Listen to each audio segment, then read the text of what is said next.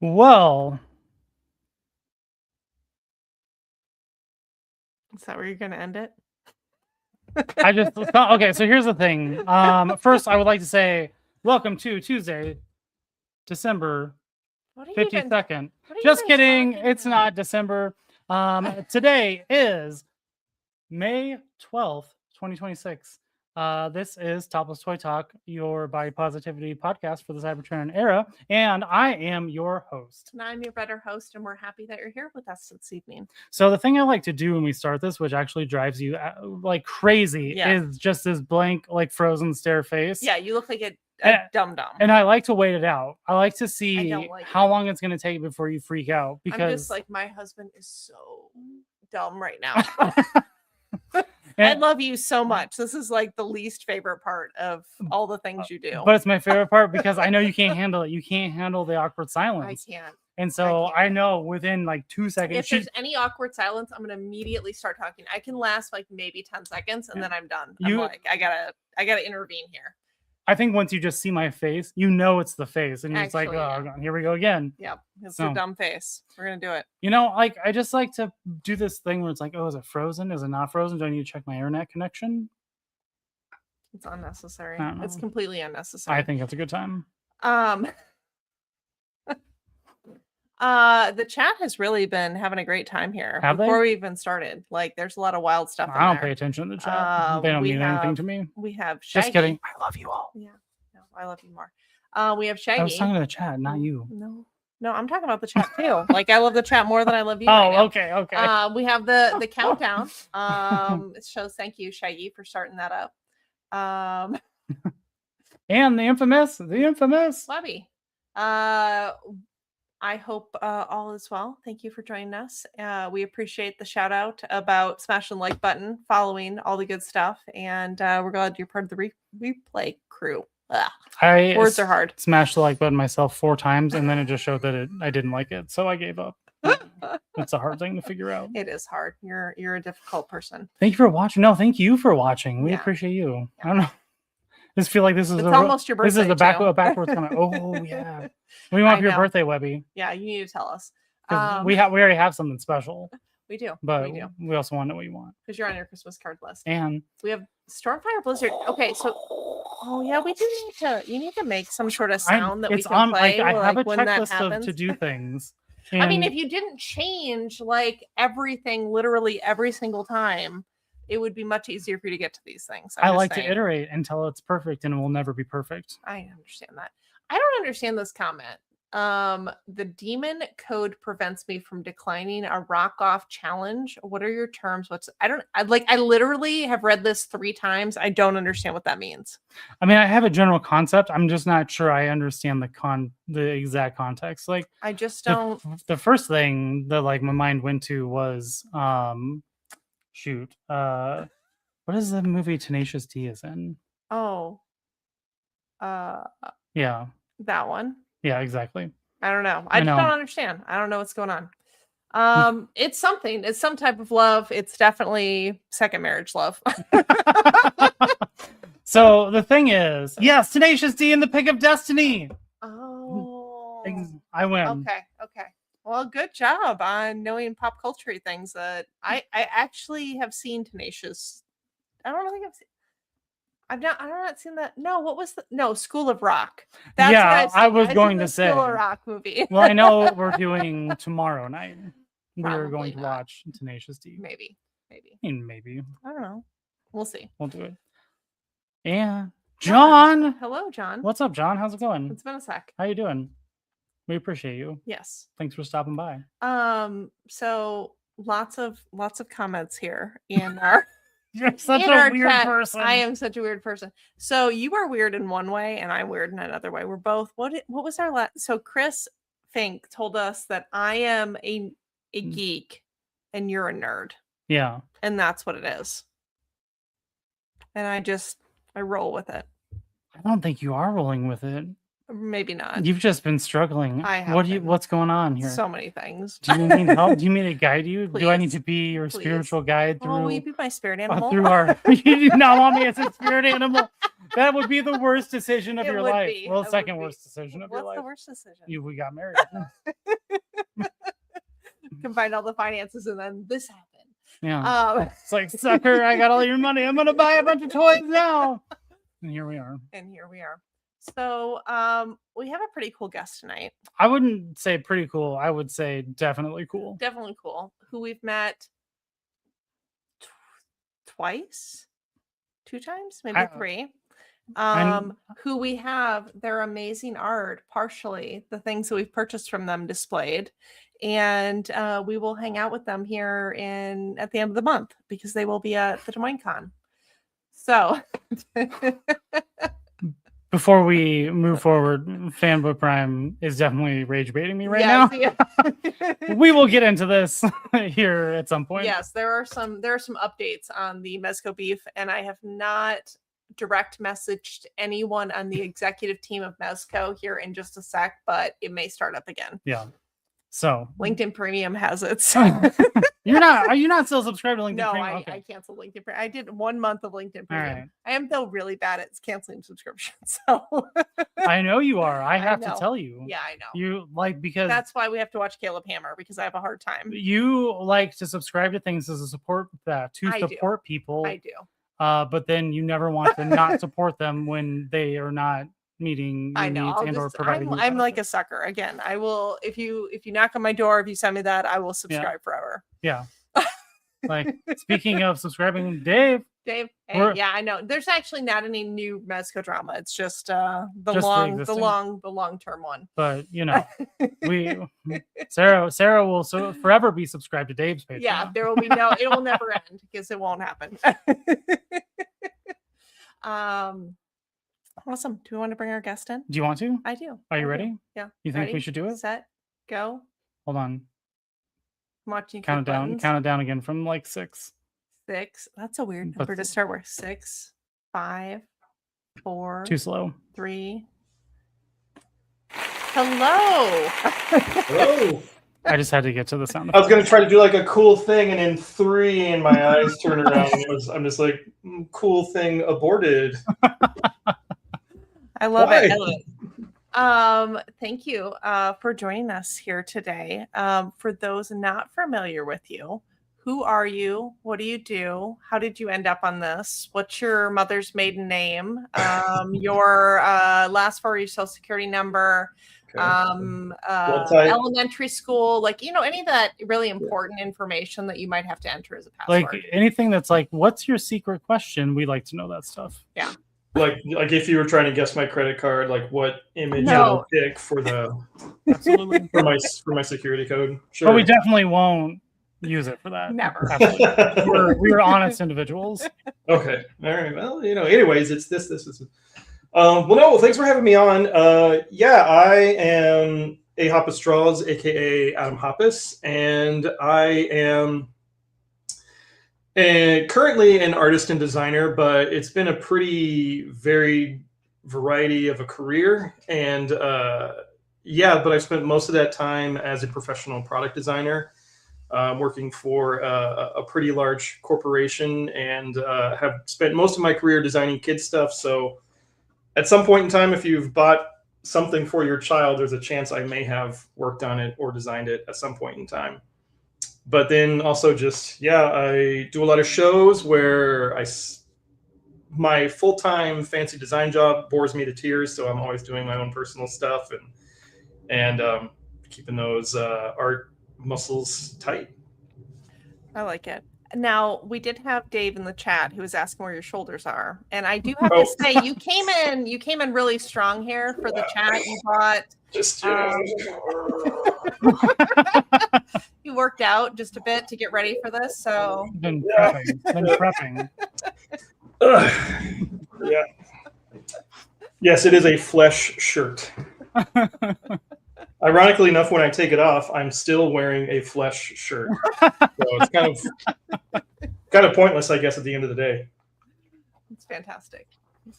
How I ended up here, as you said, we've met a few times at, I believe, Des Moines, like you said, where you've purchased some of my fun stuff. And I think Mr. Wheeler Mr. Dave Wonder helped put us in touch for the show. And I'm a sucker for talking about toys and toy life and art life. And that's pretty much most of what I know. So anything outside of that, I'm going to have to Google something on my phone real quick. So. I love it. I'm going to redo all of our questions real quick. Yeah, just real quick. Just real quick. So my kitchen sink has a little bit of a leak, like a little bit of a leak. Like, what do you know about that? Oh, for the kitchen sink, you just want to. First, you get a gasket plan. Oh my gosh! So sorry. I'm going to derail this already. I'm going to derail this immediately. So this man's best friend works for a company that does plumbing and heating. And I know. I have to. I know where you're going. So anytime there's any sort of like plumbing, like furnace thing, he's like messaging his friend Justin. Why do you know somebody for like your entire life if you can't just be like, hey, how do I, like, is there anything I need to do before I pay money? But it gets so good. So, Midwest, right? We got a crazy amount of snow last year, like a total, like crazy amount. And we had this snow drift and our furnace stopped working. We couldn't figure it out. And so he's like messaging his best friend, like, hey, like, Justin, what should I do? Blah, blah, blah. And Justin's like, oh, hey, like, I'll send somebody out. You can work on it. No, it was no. He was just like, yeah, just check A, B, and C. And I checked A, B, and C, and it was no problem. But it was because the snow drift had gone over the outtakes. Like the outtake. And then when we went out there, but he didn't tell me to go check the outtake. He's like, oh, like, go into your furnace and like look at A, B, and C, right? It wasn't like, hey, go outside, bro. And yeah, like, it wasn't go outside and check the number one cause for this. No, his wife did though. Yeah, after we already paid. We paid like $150 for somebody to come out and be like, oh yeah, you got some snow over here. Yeah, that's I always say, like, if I ever get fed up with this art whole lifestyle, I got to go into some kind of home repair. Because anytime I ask anybody to come over, they're like, oh, you just got to jiggle this thing. $4,000, please. And it's like, yeah, exactly. No, I'm in the wrong business. So the other example, and this one's going to make me sound real dumb, but apparently garbage disposals have a reset button. Did you all know that? Like, if your garbage disposal is not working, there's a reset button that's at the bottom. At least most like modern ones should have like a reset button. We paid so much money for someone to come in and push the reset button. I tried. I Googled this one. I went to AI. I was like, AI, help me out. Like, is there any things with a garbage disposal you can troubleshoot with me? Those are ones where I, as a fully functioning adult, I just have to be like, you know what? This is my ignorant expense. I don't know it, so it's my punishment that I have to pay this money to have somebody else do it for me. Yep. Now I know, so I don't, now I can charge other people and do it for them. So this is your home improvement podcast, brought to you by This Old House. Like, Norm Abrams is coming in next week to show you how to make a biscuit cut or a biscuit cut. So I would totally fangirl out if we were somehow able to get Norm Abrams on here. No, shoot him an email. You never know what's going to happen. You don't know, so you try. So I saw like so much growing up. I grew up out in the middle of nowhere in Iowa, and then like had no cable or anything. So most of what I watched during the summer was PBS. Yes. Yep. And so it's just, whatever Norm Abrams was doing. Bob Ross, of course, watched a ton of that stuff. And then the really weird stuff that they would have on PBS in Iowa, like the Zoobly Zoo, I watched for a while. Have you ever heard of that one? I haven't heard of that one. It's probably like a weird... It's supposed to be a kid show, but it's basically a bunch of people sort of dressed up like furries, and they all live in a town and have names that are like, I'm whatever. Somebody, I'm Killer King, or not Killer King, that'd be a terrible kid show. Like, I'm Kanga Kangaroo or something, and I like to draw art. And then there's like a girl that was just like a bunny, I think, and was way too sexy. So... that I sure still to this day don't have fantasies about. You got to get people to PBS somehow. Okay, yeah.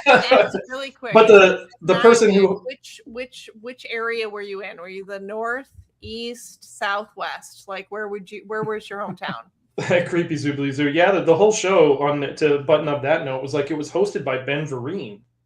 and he was like the mayor, and he would always sing weird songs, but he was like a beaver. It was cool.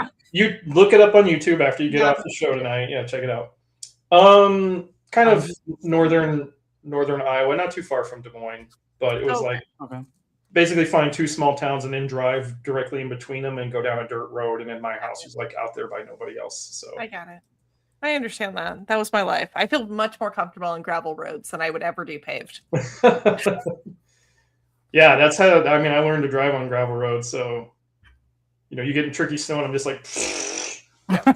Like gravel, it's like fresh gravel, like dirt. I'm got it. I'm good to go. You get the tractors that drive through right during spring, and then they make the 3-foot-inch ruts, and then it freezes. And then you're just on one of those cars, like at a state park, where it's like the wheels are already stuck in the tracks, and you're just kind of like, right. And then you're told by your parents, it's fine. Like as long as you don't cross the highway, as long as you're on dirt or gravel, it's fine to drive. Like you can be 12, it's okay, you're good. Oh, 12. All right, I was 15, but yeah, 12 is way to go. as long as it's farm equipment. If it's farm equipment, you only have to be 12. I mean, my grandma had a farm in Eddyville, Iowa, and I was driving a truck and tractors at like 6. As long as you're not on a public road. Yeah.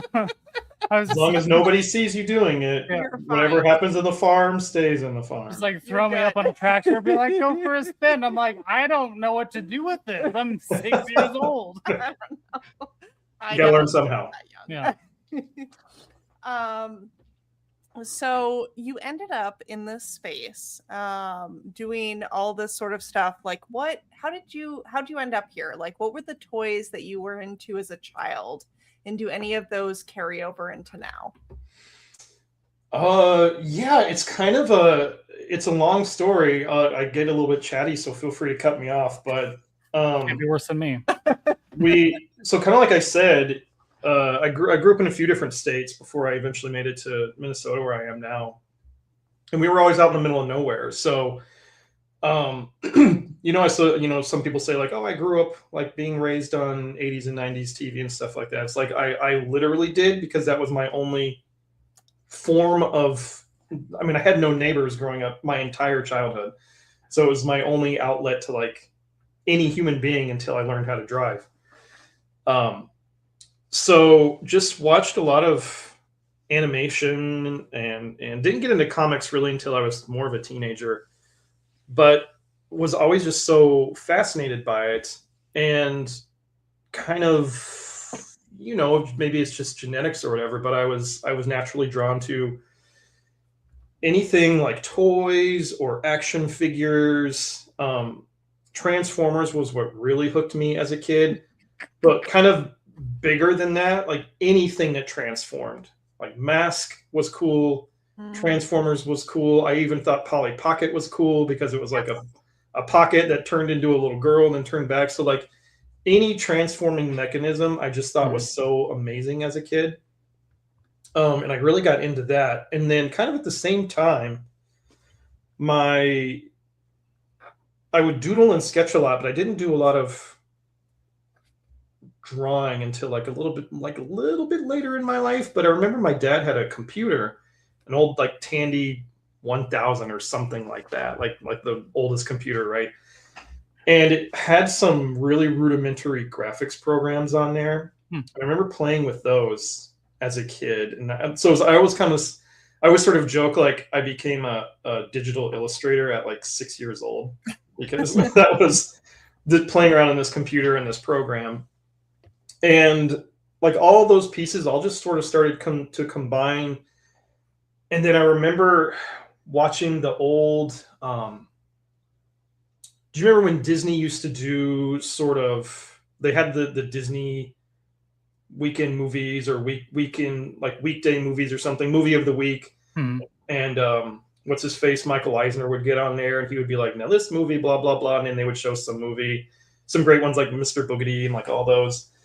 But I remember one time watching an episode of Full House, and Uncle Joey, that was like the stupid one, right?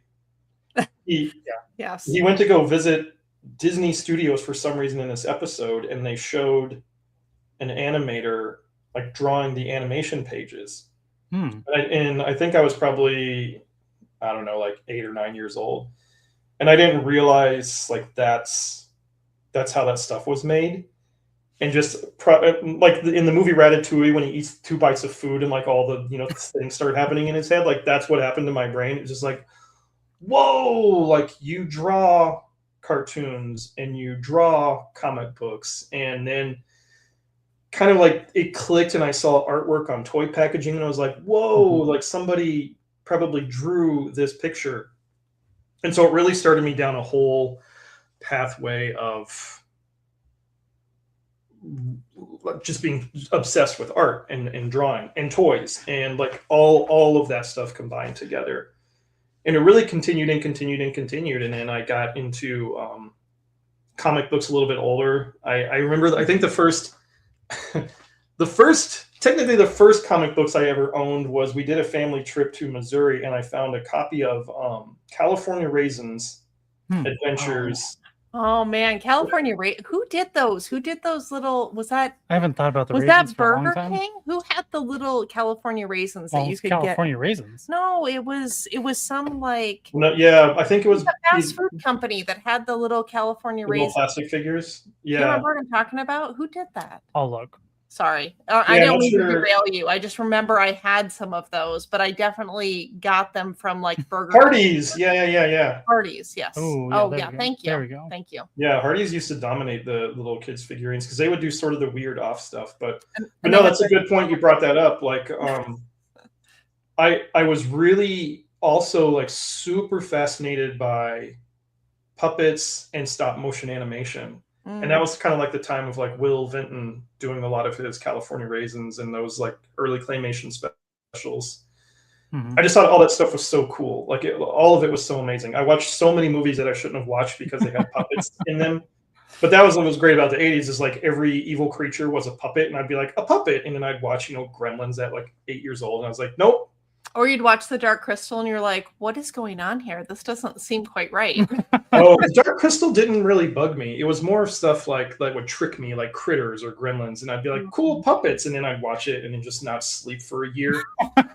So Gremlins was the worst one, though, because they lured you in with Gizmo, and then it had like horrible demon monsters in it. And you were just like a kid sitting there, oh, look, Gizmo rides a pink car. And then a horrible demon monster horde is chasing him. And you're like, Mom, should I not be watching this? But anyway, so yeah, so then I got into comic books more. And again, just like living a life out in the middle of nowhere, I just drew, and I just drew all the time. And thought I was going to go into comics, and then also thought I was going to go into animation, and just really like hyper pursued both of those pathways. And then when it got to be, when I turned 16, I actually got my first professional art job. Wow. So there was a local screen printing company. At this point in time, I'd been drawing. I did a lot of like theater and stuff like that in my high school. And every time anybody needed some kind of t-shirt or a t-shirt for production, I did the artwork for it. And so there was like a local screen printer. And when I was 16, I was super cocky. And I went in there and I'm like, yeah, you know, that guy who's drawing all the shirts for all the stuff at school? Yeah, that's me. So you should probably give me a job as an artist. And he was just like, who's this asshole kid? But he gave me a job at the print shop, but kind of like just doing grunt work, like cleaning screens and stuff. But he would every now and then he'd be like, yeah, I just need you to let's like draw this, you know, koala bear kind of, you know, playing golf or something. I was like, oh, yeah, okay. And I would draw it up. And I just eventually started doing more and more and more. So after a couple of years of doing that, I moved full time to the art department at that company. And just like 18 years old, I was already a professional working illustrator. But still, the passion was to get into animation. So I eventually went to college to get into animation, and I ended up going to Iowa State for a little while, and it was okay. I wasn't having a good time there, and I was like, this is super lame, and I just wasn't getting any of the courses I wanted to do, and I wanted to go to like. You know why? It's because you didn't join the farm fraternity. Well, so So I That don't just sounds mean like that's, every Iowa State student. Like, yeah. Iowa State's actually a nice school. I'm not knocking the schools. Like for the art education part, it was all just like fine arts kind of nonsense. And so I got to the point where I was like, I'm going to quit college or I need to figure something else out. And luckily my my dad was just like, please, dear God, like don't quit college. You've already got at least a couple years in. So that's when I made the choice to come to, well, sort of like a few different directions. I was looking at California, I was looking at New Jersey, and then I was looking kind of like very last minute. My mom was in contact with a guy who was at Minneapolis College of Art and Design. And they said, well, they've got an animation program here. So literally it was kind of like 2 weeks before school was going to start. I applied, got into the school and finished up my schooling there, focusing on animation, kind of primarily illustration, kind of primarily. Then I started getting into graphic design. So I've always just been like super interested in pursuing all these different pathways. Meanwhile, I already had like 4 years of professional working experience under my belt too. And so it was kind of funny going into college and having people be like, what's composition? And I'm over there like already, doing full compositional pieces because I've been used to doing it professionally for a while already. So then comes the crazy part of the story where my last year of school, I laugh at it, but it's a little bit heartbreaking. But my last year of school, we had a guy from Disney, and so it was my dream from 4 years old of seeing, or like in fourth grade when I saw that Disney thing. I'm like, that's how it's done. That's what I'm going to be. I kind of played around with. I was working in commercial art for apparel design. I was doing comic book stuff on the side because I loved comics, but the dream was always to get into Disney. And so my senior year of school, college, a guy came to visit from Disney, and because he was from Minnesota, so he came back to visit family and said, I'll go to the school and I'll give like a speech or whatever. And then as sort of a special treat, he was going to come to the senior animators class and meet with each one personally and review the project they were working on and just give feedback or whatever. So I had my meeting with him, which I was late to because I fell asleep. Oh, no. So I woke up, just like nauseous, sprinting, wearing whatever I was just sleeping in, like to this meeting. And I burst into the room and I was like 15 minutes late, just almost like sobbing internally because I'm like, here's my one chance to impress this guy. And so I sat down just pouring sweat. I'm like, I'm so sorry I had to run here. And he goes, no, just take your time. Well, anyways, I started showing him what I was working on, kind of the style of this piece I was working on for my senior show. And he got real quiet. And he just kind of was like looking at me, and I'm sort of looking at him. I'm like, okay. And he goes, this is amazing. And I'm like, okay, yeah, whatever. You probably say it to everybody. He goes, no, for real. I'm working on this independent film, and I've been trying to figure out a look for a piece of the film I want animated, and this is it. And I'm just like, okay, that's kind of cool. So long story short, he ended up hiring me to do this piece of this independent film. So right after I got out of, like as soon as I graduated, I started working on it for him. And so you didn't mess it up. No, I didn't mess it up. Well, I almost didn't graduate because I decided that I'm like, well, I made it. I don't have to worry about doing any of the rest of my work for college. And then that didn't go over too well. So luckily I graduated and started working on this project for him. And it was going really well. And he was super excited. And even during the whole process, he's like, I'm showing what you're working on to these guys at Disney. Like everybody's loving it. I want to fly you out here and like introduce you to people. And this was kind of around 2004 or so. And I was literally I was living in my girlfriend's parents' attic at the time because I didn't want to move back to Iowa because I knew I couldn't go back home. I had to, keep just doing whatever I needed to do to like make things work.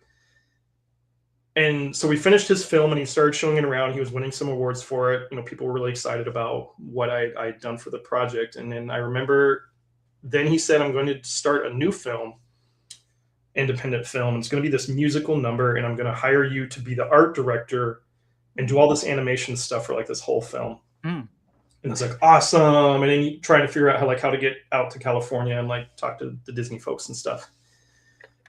And then he called me up on a Wednesday, I remember. And this was a bummer because I had that's a story for another time. But I started working at this like small mom and pop company. I ended up getting fired from it. I don't like to tell that story without having a few drinks in my system because it's so stupid and frustrating. But You can anyways, songs here in a couple weeks. We'll come prepared. Yeah. We'll do a late night version of this, and I'll just be like, and then this guy was like, but so I get a call on a Wednesday, and like I said, this was in 2004, and he was real quiet, and I was like, "What's up, man?" And he goes, "They just called in the entire 2D animation staff and laid everybody off." So this was in 2004 when Disney shut down all of their 2D animation production. Oof. So I was like, well, damn. Because I'm like, sucks for you, but it was just like it was like done. Like that was like that goal was done completely. Because now, even if something happened, there was 250 unemployed veteran Disney animators like floating around California and just in the US in general. So I, took a minute to process that. And then I had a friend at the time who called me up and said, I'm working for Target Corporation and they have intern programs in our product design area. And I was like, I didn't know anything about product design outside of apparel design. So I ended up going for the interview just because I'm like, yeah, I'll I need to get some work, and got on board and showed him kind of my illustration portfolio because I had a giant illustration portfolio as well. And got basically hired on the spot, and then got in the door there. And then I've been there now for, it's been over 20 years. So started out as an intern, like did awesome right away, and then just kept kind of progressing through the company. And since I've been there, I've done anything you can think of, name it, like a toy or like a kid's product. I've done it at some point. So it's been a wild ride. I just have to make sure I read. So you said Target? Yeah. Wow. That's pretty cool. Huh. So we're gonna play a game. Not right now. This is gonna be an ongoing thing. So thanks for signing up for that without agreeing. Anytime I'm at Target, I'm just take a picture of something and be like, hey, do you do this? Do this?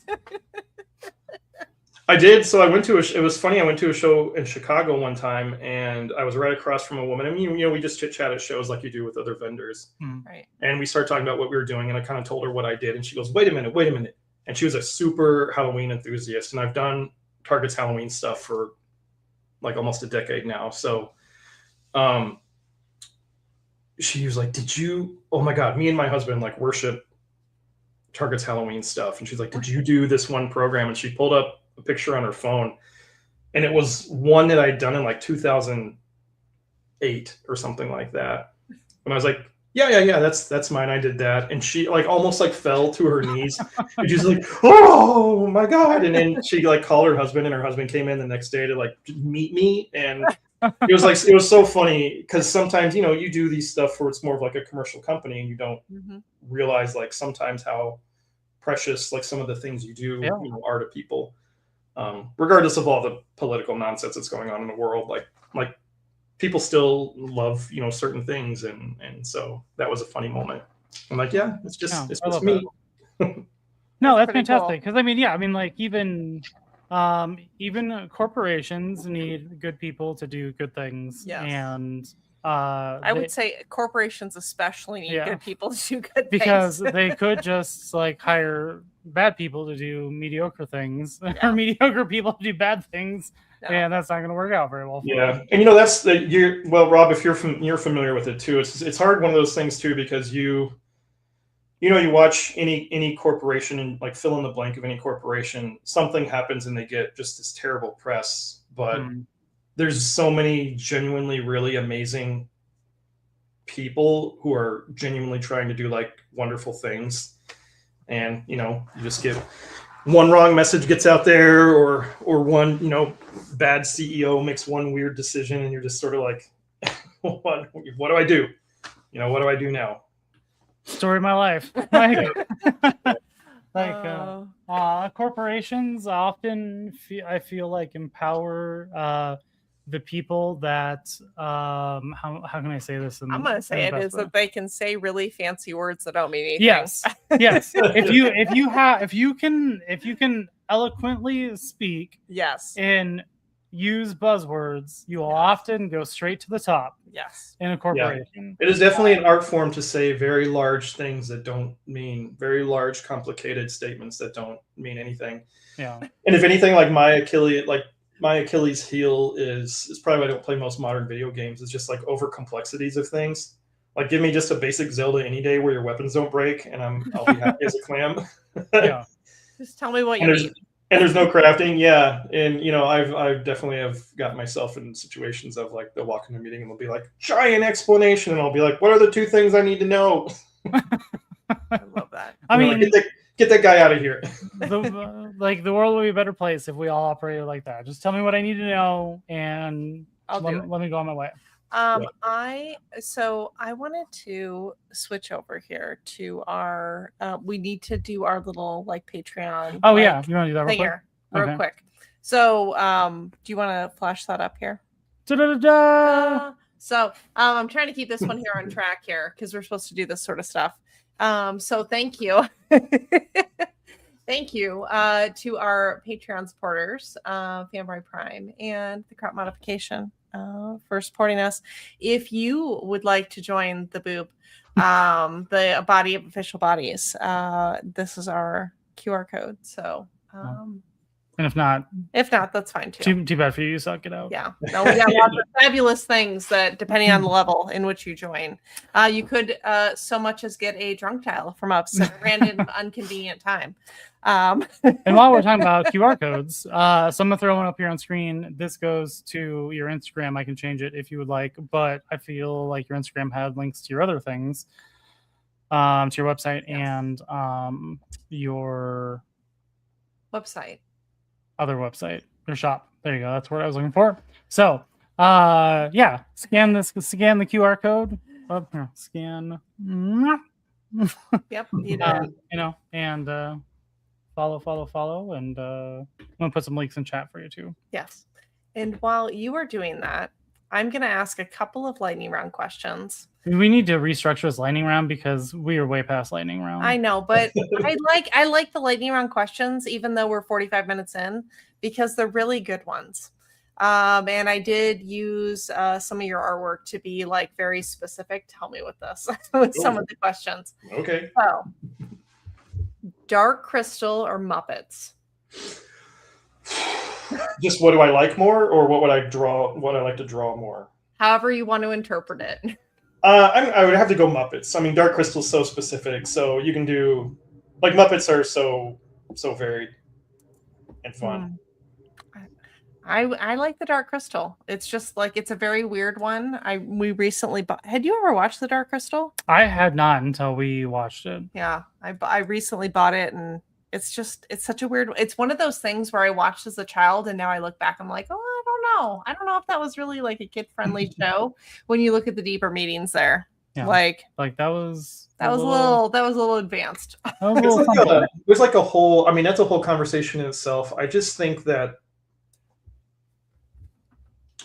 So now, as a parent myself, sorry to interrupt the lightning round, but there's like things where I'm so much more cognizant of like what I watched as a kid and what I was prepared for and what were the outcomes of that versus now having a daughter and being like, you're not quite ready for this. And then doing sometimes things of just like, I'm going to test this out with you and like, see how you react to it. And there's been some stuff, granted, I'm a boy. I grew up as a boy. She's a girl. She's growing up as a girl. The feelings and emotions very different. Is very different. So I'm learning that as a dad as well. And it's great, but her and I are super great. So it's been fun. It's been interesting, but there's stuff like, like I said, like I watched Gremlins when I was probably like 6 or 7 years old, which a terrible idea. Like who let me do that? And for her, I like kind of like what you just said. It's like Dark Crystal is amazing, and I would let her watch it someday. But at 6 years old, like no, she's not going to get it right now. I mean, as an adult, I'm not sure I even still understood it. Well, that's a whole other conversation. I'm also very dense and not that smart. So if you don't explain it to me, it's not going very far.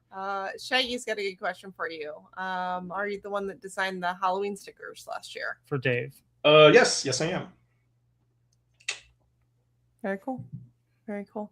The man of many talents. Yes. You have taken away my script here. Oh, your questions? You My want those back? questions, You want yes. us I to- only got through one lightning round question. No. I know. And finished. Moving on.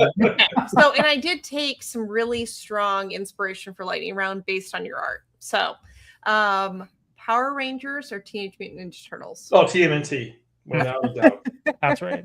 So, are you going to see the voice actors at Des Moines Con? I don't know. I'm weird at shows. I'm not a celebrities person, even though it's cool that they're there. I just kind of like to hang out at my table and talk to people.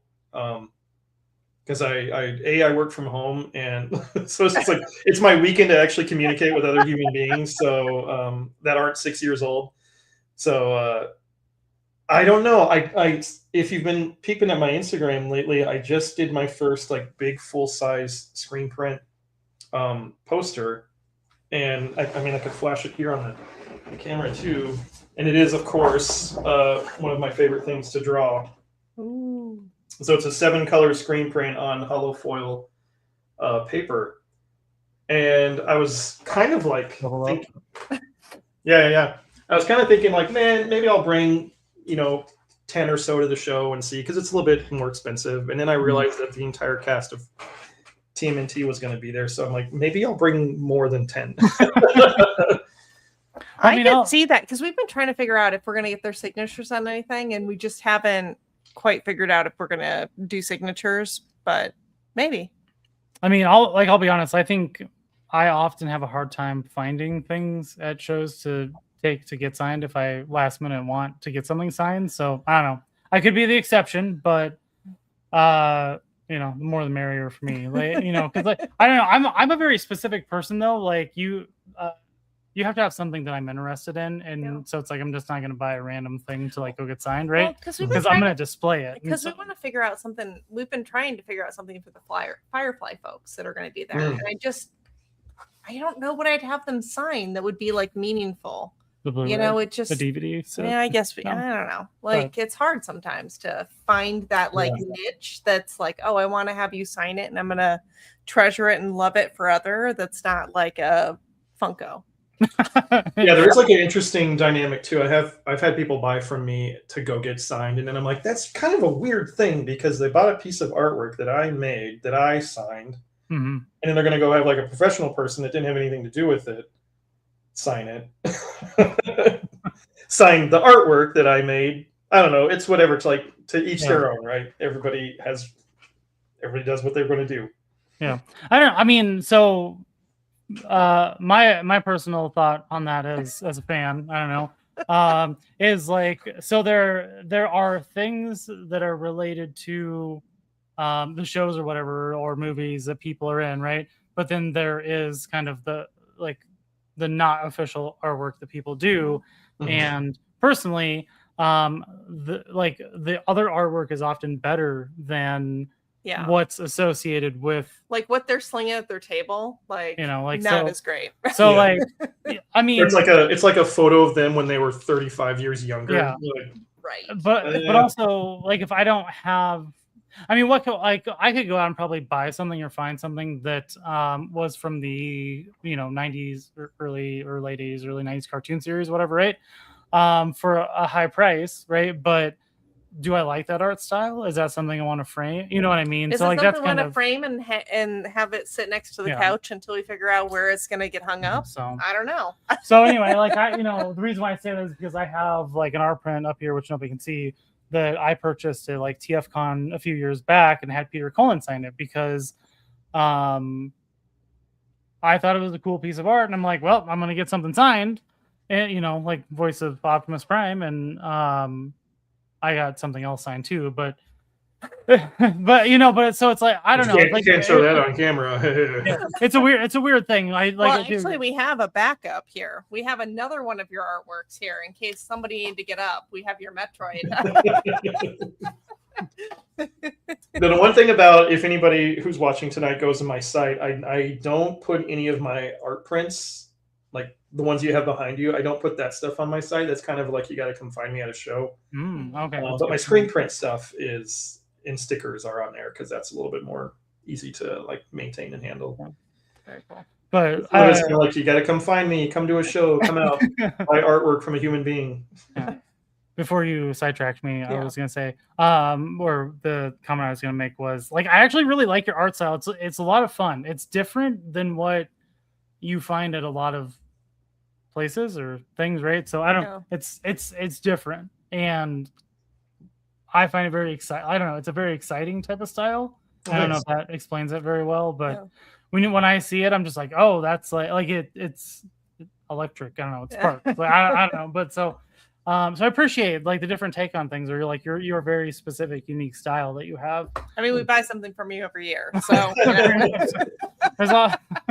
Yeah, I think I have a lot of people ask me too. Like, so that's the weirdest question to ask. I think any artist in general. I mean, some people it's easier to see. They're just like, oh, I grew up, reading X comic book, and then that I draw like that person now, or kind of things like that. But I have such an eclectic background of interest and taste that it was like if you'd ask me like, what are your top 5 favorite artists? It's like Bill Watterson and then like Joe Madureira, and then I just mush those together, and that's kind of like how my brain works. But also having such a background in animation and graphic design, I think is really kind of what, to your point, like when I personally look at a lot of stuff other shows, it still feels very illustrative, and I kind of always approach things from it goes all the way back to my roots of like composition and interesting shapes and color forms. And in the early days of doing, tee and apparel design, it's like you're limited to, just 4 to 6 colors or something like that. So I really think about like colors and shapes and forms and layout first, and then just want to make it look like a cool, Optimus Prime. Well, and I wonder too, like as a fellow rural kid, like, do you think that maybe helped influence that? Because you only see like dirt and grass. Well, no, because you only and corn too. But like when you have a limited palette, like you have to work within that like limited space. And do you think that's helped with your creativity at all? I think a lot of it's just my personality. I'm just also too, I'm just like really particular. I don't like kind of the mainstream look of things. I like my own personal taste in comics books. Like growing up was always weird indie stuff, and not even like the indie stuff people knew about, like Cerebus or Frank Miller's work or stuff like that. It was like, well, I mean, I got into Max, and like Max was really interesting. R.I.P. Sam Keith recently, but it was like that, and then just like just weird indie stuff that the comics, my local comic book store would get like one copy basically for me, because I would just leaf through the big thing and be like, that's a weird thing. Like, I want that one. Like, there was this guy I loved, and he was like 16, 17 years old when he started drawing comics, and they're kind of terrible. Like, you go back and look at them, but to me, I was like, this is weird and different, and I was like obsessed over his work, and just kind of continue to just really be drawn to like not the mainstream stuff. And I think that's bled into, my pop art and ode, homage art that I do now. It's just like, you can draw, Samus from Metroid to look exactly like some cool video game art, or you can do like a really cool, crazy thing. And I'm just like, I just want to see the cool, crazy thing because it doesn't exist. So no, I mean, I think maybe that's a better way to say what I appreciate about it is it's different, that doesn't exist. Like, you just can't see it anywhere. Man, actually, I wish I would have saved this, or maybe I didn't. I'll have to go find it. I came across this artist that does drawings that look like hieroglyphs are not the right word. Like they're like Aztec type of drawings, like where it's very like basic type of shoot. I don't know. I know I'm trying. I'm definitely having did a hard not show time this to thinking me. of the word. Aztec is the best way I could say it. I'll see if I can find it. But it's like but it was like, you know, kind of either video games and other stuff. And that was very interesting that I kind of recently came across. I'm like, oh, you don't see that very often. But anyway, like that reminded me of your stuff because it was just so unique and different. And so I don't know. Yeah, Weird random side comment that means nothing. Sorry. Well, I'm sure I would love it. If I saw it, I'd probably love it. Well, I think too, like something that pushes a lot of the way that I work on my stuff too is I'm a vector-based artist. So I don't draw stuff by hand necessarily. It's like, I don't know if you're familiar with anybody watching is familiar, but I basically use kind of a graphic design program and I draw the shapes. So I don't like just draw with a pen and then color it in. Everything I do, the pieces you have behind you are made up of just thousands of little tiny shapes that I've drawn to like form the colors. Yeah. And so that forces a certain design aesthetic too. And I'm always a sucker for like a really great vector artist. Whenever I see one, I'm just sort of like, so good. But I am venturing this year. One of the big things that I was kind of hoping to have done for Des Moines, but it won't be done until later this year, is I'm working on my first like graphic novel now, which is hand drawn. So it's I'm kind of still doing a lot of my vector work and vector illustration, but I'm now doing some hand drawn stuff, and that's entirely because of my daughter. So are you creating the full story and everything, or just very cool? Yeah. So actually, I'll give you like the quick synopsis of it is when I'm always just like doodling and doing silly doodles. So I am always drawing by hand, even though my final work is in, you know, cleaned up vectors. But when she was about 4 years old, I took her to the comic book store for the first time and like showed her, you know, comic books, and she got really excited about it and then came home and wanted to draw her own comic. So I stapled some paper together and I had her, okay, tell me what the comic is about. And she would explain what was on the page, and I would do like just a real quick marker doodling of it. Fast forward now, she just turned 6 a weekend ago, or like last weekend, and we have 34 comics now. Oh wow. So, and all the stories are always entirely written by her, and then I do the drawings. But some of them now she's actually drawn herself, and then I just like write what's going on in them. But this first project that I'm working on it's taking 5 comics at a time, and there's going to be multiple volumes of this book, hopefully. And I'm redrawing them all now and like cleaning them up and filling them out, but in improving some of the speaking, but it's still almost entirely her comic. And in between each comic is just like an interstitial of her and I doing something together or playing a game. So it's this big like ode to, because I'm a single dad, so it's like father-daughter relationship and this fun world that we've created for ourselves. And all the comic books all star her stuffies. So they're all like stories and adventures, all starring her stuffed animals and her and I. So it's like her and I and her stuffed animals play through these like crazy adventures. So like the very first issue is Kitty Cop on a skateboard. So it's just about a cop, her kitty stuffed animal who is a cop who rides a skateboard, and you know he stops a bear from eating all the food from a grocery store. And they're very silly and fun, but it's one of the most exciting things I think I've been worked on in a long time, because it's just capturing like all the fun we have together with the little interstitials of like actual games we play, and then the comics themselves are about the stuffed animals. And it's even more fun because the stuffed animals that she has that are kind of the stars of the stuffed animals, some of them are stuffed animals that I designed like many years ago, that my mom saved, and then when I had my kid, I got them all, and so she's playing with toys that I literally designed like a long time ago. So it's just like, it's such a gigantic mushy bucket of nostalgic goodiness. Plus, she's just hilarious. So like the stories are great because they're written by like a 4 and 5 year old, and it's just like, oh no, this person, he can punch 1,000 bats because he has bat power. It's like stuff like that, and you're just like, yeah, like let's go. Punch 1,000 bats. That's the stuff that's gonna make money.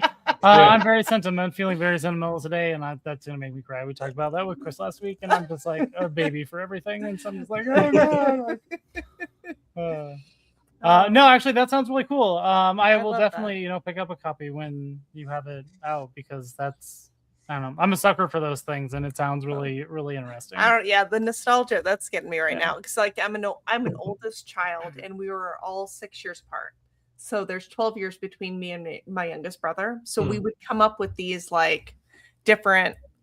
Yeah, as 12 years old, like I'm trying to trick like a child into doing things. And so I did things like I convinced him. So I guess I would have been like 14 or 15, like convincing a 2 or 3-year-old that like you have to pick up your toys because there's invisible babies and like, they'll put the toys in their mouth and they might choke if you don't pick up your toy. Like it was just like very weird stuff there. And so like as you're describing that stuff, it's like it's hitting me in the feels there.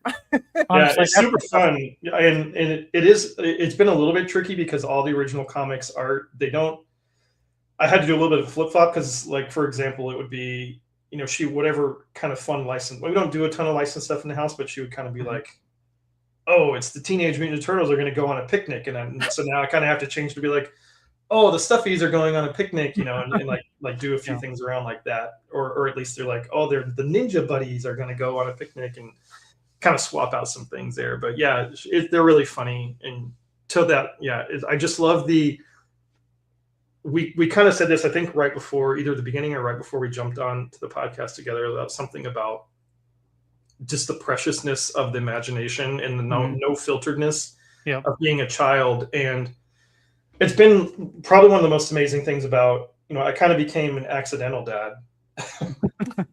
It was COVID, but she's been one of the most like magical things, and it sort of like ignited a level of creativity in my brain that I didn't even consider was possible. I'm already creative enough, but then to have this little just like fountain of unfiltered wackiness in my house all the time. And yeah, like one night we were, and when I put her to bed every night, and we make up stories together in bed. So some of those stories are kind of part of the comics too. And yeah, one of my favorite ones, which is unfortunately it's like way down the line, so I don't know when I'm going to get to illustrate that, but it's like the Super Toot Witch that came to Earth and put toots on everybody and turned them into skeletons, and then brought them to. She was going to bring him to Skeleton Planet, but that was a trick. It was really Toot Planet, and I'm just like, oh, I love this so much. Like this is it's better than any Disney Marvel movie that's been out in like the last 10 years. So I can't wait to see the Super Toot Witch on the big screen. Just send me the Kickstarter. I'm in. Yeah, do you want to? I'm probably going to self-publish it first, and then I want to see if I can get a publisher to pick it up and get it out there in the world. That's very cool. I wish I had that level of ambition. I mean, no, it's not that I don't. I wish I had that level of creativity. It's something that childlike mind, man. Kids can just come up with anything. So before I get too derailed and forget on things, so comics. Do you still read comics? I do. Kind of, yeah. Okay. I wasn't sure if there's anything that you're reading currently or recently that you're really into or would recommend. I recently just got into comics, you have acquired so many comics. I've acquired so many things. Period in a short period of time is ridiculous. So I actually, as a child or as a young adult, whatever, right? Like I was never into comics. I don't know why. Actually, probably because I was poor and couldn't afford them. But that's probably true. What it really boiled down to. And so as an adult, I'm like, I can buy comics. I have adult money. I can buy a comics. I'm like, why not start collecting another thing? Because 800 Transformers isn't enough. And, isn't that funny how that works out when you're a kid? You're like, Mom, I want to go in the store and buy this thing. And she's like, no, you can't do that. And then you grow up, you're like, fine, I'll go buy it now. I'm a responsible adult. So a couple years back, it's actually a couple years now, right? So I started reading comics with the new Transformers comic that was out. And I actually like it. It's pretty good. The art, I'm curious to see where it goes with Robert Kirkman now that he's taken over. I like the Invincible comics. I thought it was going great beforehand. So I'm not really super privy or into like all the inner workings of the comics world, and so I didn't realize they kind of like switch hands with like artists and like writers and stuff like every so often. And so I'm trying to adjust to that because I really like the art style and kind of the way it was going. And I'm like, now it's somebody else. I'm like, we'll see anyway. And so in this 2-year stint, well, 2.5 now, probably almost 3, I've acquired a lot of comics and I've read like a lot of things. I kind of went down a little Marvel spiral, which I did not appreciate because they intertwine their stuff so much where it's like you have to you have to buy like all you have to 50. read all the things to understand what's going on, and I hate it. And so I've basically given up on almost everything Marvel, and most of what I'm reading now is more independent stuff for like some Image comics and some other things. And so, but I'm always looking for like newer, unique comic. Yeah, no, I'm on the same page as you. I did get into comics, but again, it was so eclectic and weird. And then I followed artists more than I followed books and characters. So, like, I really love Chris Bachalo's work. And so it's kind of like he'll do like 3 or 4 issues of Spider-Man, and then I'll pick those up and read them, I guess. I don't necessarily care. And then he'll move on to like some other, Doctor Strange for a little while. And I'm like, all right, well, I'll go pick up a few of his books. I kind of mostly buy it just because I like the artwork and the way, certain artists work. If I'm going to get into stories, I usually go more of like the graphic novel route. The only comics I would say I read regularly is just all manga now. So I've been following One Piece for forever. So I'm all the way caught up. I'm over I'm like the 1,000 issues in. So I know the whole story. We have not got into One Piece. No, we've not. I semi regret getting. So we also partake in a few mangas. Yes. And I also semi regret that. So like she was away on a business trip one time, and I was like, hey, like I'm gonna watch some anime, and I started to watch Chainsaw Man. Yes. And like I was 3 episodes in, I was like, I have to stop watching this because I know Sarah is not big on cartoons, but she's gonna love this. And the first few episodes, she was like, I don't know about this. It's kind of weird. But then like the 3rd episode, she's like, okay, I'm hooked. And so then Chainsaw Man led into like reading the manga, which then led into Spy Family, and what else were we reading? Dawn to Dawn? Yeah. Dawn to Dawn. Oh, Dawn to Dawn. Yeah. That's so good. Spy Family, I really like. Like that just really, it's very like wholesome. It's just like a really good story, and it's got like that Cold War vibe that's going on there. But I did actually have, because in some of your art, you had some Chainsaw Man. So I did have a lightning round question for you on that of Power versus Makima. Power. Yes. Yeah. I'm having a really hard time with that one. I'm not over it. I'm just like totally broken. Are you reading Chainsaw Man at all? I don't know. I think they technically ended the 2nd arc. The 1st arc, so Chainsaw Man was funny. Chainsaw Man was one of those ones where I saw some of the artwork on the covers and things, and I was like, what is this? Like, this is so weird, because it was a manga way before it was an anime, like typical how those work. And if I see something that's interesting, I always try to pick it up and see, and the artwork is horrible. It's kind of like an Attack on Titans thing. Like the artwork was so horrible on Attack on Titans in the manga, I just couldn't read it. And Chainsaw Man, the anime, got kind of the same treatment, where the anime just is like really well drawn and beautiful, and then the manga itself is horrible.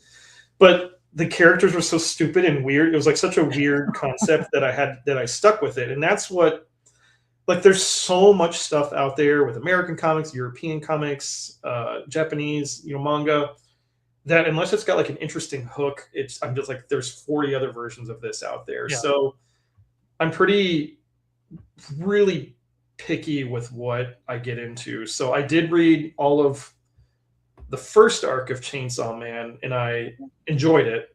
The 2nd arc is so... I'm just not having wasn't... The 2nd arc... It's like so meandering. I like to spoil things, and so I just wasn't sure how far... people haven't watched it. I'm not sure I like this next arc. Yeah, it's just really meandering and strange, and I felt like there was things that's always disappointing when there's things they resolve. and then you go back and you're like, well, why did this character just reset and is like this again? So Chainsaw Man Arc 1 is really fun. Chainsaw Man Arc 2, I'm kind of like, meh, if you can read it if you want. But I really liked Boku no Hero Academia. So My Hero Academia, I really liked. The end dragged on a little bit, but I was satisfied with the ending, which is rare to say in a manga where it ends and you're like, that's a pretty nice ending. Mm-hmm. Did you watch the anime? Yeah, now that was one like the anime was pretty good too. Do they deviate, or is the anime true to the manga? That was pretty close. Okay, we haven't read the. We just watched watched the anime recently, but we haven't read the manga, and so the anime I wasn't was sure good. if they stayed. Even though like that last couple days seemed to last like a whole season. I mean, yeah. Yeah, I don't know where they are in the anime. I don't know if they've ended it yet. It did end. Yeah, that last fight in the manga too, I felt like went on for like 2 years. Okay. I was just like, okay, Hori, just like end it already. Just finish it up. But I thought that one was pretty good. I did recently get sucked in. I'm like, everybody's talking about Demon Slayer, so I gave Demon Slayer a shot, and I was like, I've only watched the anime of that. And I was like, well, that was rad. Like that was really good. I enjoyed that a lot. I'm trying to watch Jujutsu Kaisen right now. Jujutsu Kaisen is tough. Like I want to like it, but it's just. I like Demon Slayer more than Jujutsu Kaisen, but I don't mind Jujutsu Kaisen. Like it's weird. Like I'll watch it. It's okay, but it's. I don't know. If I had to choose it versus just about anything else, I'd choose the anything else. Yeah. And I've picked up a handful of other ones here and there. I'm a massive Studio Trigger fan. If you know that Japanese studio, they do like again, it's like all the weird stuff that's not super mainstream. So they did Kill la Kill. Oh, okay. And it's a bunch of guys that left Studio Gainax who did did like Furikuri and Gurren Lagann. So it's like I have all this stuff in my artwork. So it's always fun when people flip through and they're like, "Is that Gurren Lagann?" And I'm like, "Yeah, it is." So we tried to watch Kill la Kill and she wasn't quite into it. We'll go back to it at some point. There's a lot of like anime where the first time I watch it, I hate it. And then he has to like circle back. Then I'm like, no, you'll like 6 to 12 months later, and then I'm like, okay with it. I don't know what it is. There's some sort of defect in my personality when it comes to anime, where like the first time I watch it, I immediately am like, no, this is stupid. I'm not gonna watch it. It's a challenge for me because you are not into like any of this, right? No. You would never just go watch an anime or read a manga or a comic on your own. No. Like it's like that's not your skill. I never watched any Marvel. Like we've said this many times. Never watched any Marvel. Never watched any anime. Like none of that sort of stuff. Because I'm like, I'm an adult. I don't watch that sort of stuff. Like, and now I'm an adult. Are you? So you say that, and then you like try to watch any sitcom on TV at all, and you're just like, you know what? I'd rather just go watch a bunch of ninjas kick each other's asses. It's true. It's true. It actually has a better storyline than this dumb whatever this stupid sitcom is. Somebody put a comment on there. I just want to make sure that I address it for Johnny the Homicidal Maniac. Oh yeah. I didn't really discover that. That was like a fun indie one, but that one kind of was like of course after Invader Zim got such popularity, then went back and looked at that. And I don't know, his stuff was okay. It's just like the screamy crazy stuff I wasn't super into. He had he's got some fun design aesthetics to his work. I like Zim more than I liked Johnny. But yeah, Zim was also cool. Zim was like, there was a fun point where a lot of real interesting stuff started coming out. It was like, I don't watch a ton of stuff these days. Like my watching and reading cap almost ends around the early 2000s. And I just kind of shut off after that because there's just so much good stuff and like so much fun stuff, and it's really well done and interesting. But yeah. So I don't know. I like that stuff. I've been getting into weird, like going back and getting all the or looking into more of the original Japanese versions of the bastardized American versions of things. Yeah. So like Super Sentai. I will say it right now. Anybody in the chat, welcome to fight me. 1,000 times better than any of the American versions. And it's not a cut against any of the American stuff. It's just like the original Zeo Rangers, which is the original Power Rangers, is so batshit crazy in all of the fun Japanese ways that I don't even know, like you can't even compare it. And I grew up on Power Rangers in America and it was great and I loved it. And then I found, within the last 3 or 4 years, like they started releasing the Super Sentais. And I got Z Rangers and I was like, what? I mean, I agree. I think it's kind of interesting how it works out, but yeah, like a lot of the Japanese stuff is just a lot more fun. And I mean, I grew up on Power Rangers too, and I thought it was great at the time, but like going back and kind of rediscovering the things that like the source material that it came from, and I don't know, like it just is, it's different. I feel like a lot of American stuff is watered down, and I don't know. It's so 100% unforgivingly what it is. Yeah. It's just like, nope, Rita, I don't remember what her name is in Geo Rangers, but like the Rita Repulsa character, like her point is she hates children so much, and every episode is her trying to figure out how to kill children. And it's like in the 3rd or 4th episode, she sings a song. Like she runs around with her monster singing a song about how she wants to kill all the children on the planet. And I'm like, that's a bad guy. Yeah. And they're just no questions asked, no censorship. It's just like, nope, she wants to kill and murder all the children on Earth. And that's why you need the Power Rangers to basically stop her. And every time she's like there was an episode where, I don't know what happened in the English version, where like, oh no, that guy's going to step on the juice bar. We better fight the monster. But in the Japanese version, it's like he poisoned all the children on the planet and we have to kill him. Otherwise, all the children are going to die. Right. No, I mean, that definitely would not have sold in the 90s.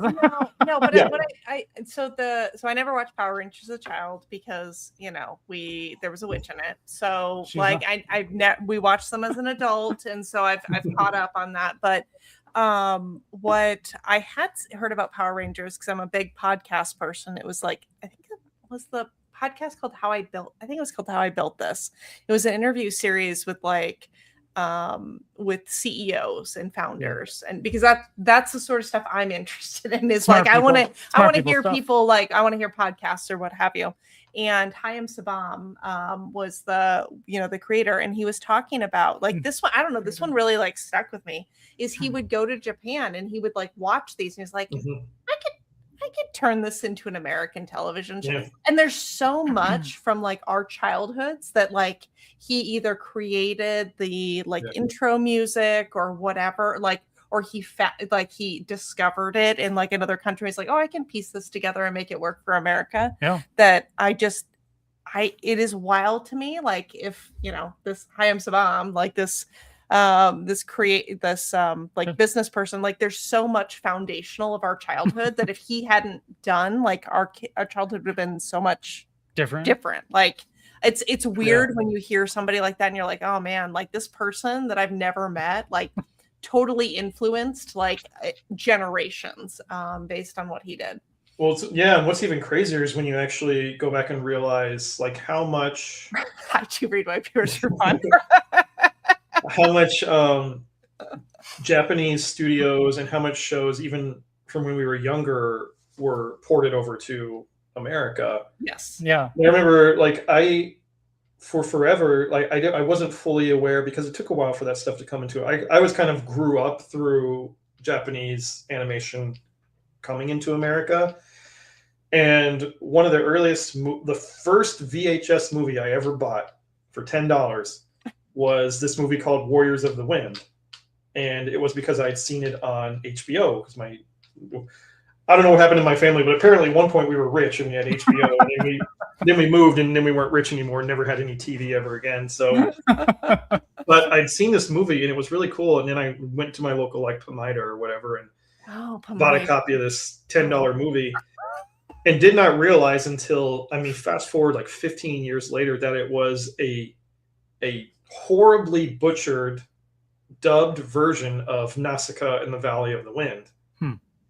And like I never knew that. So it's like the first movie I ever watched was this classic Hayao Miyazaki Studio Ghibli movie, Nazca in the Valley of the Wind. And so, yeah, it's just crazy, like going back to all that, that time. Just and what was like, it was funny when I actually watched the full, actual like Studio Ghibli Nazca movie, and saw the additional 40 minutes of footage that were cut out of the version that I had, and then the story actually made sense. But yeah, it's wild. All that stuff is so crazy.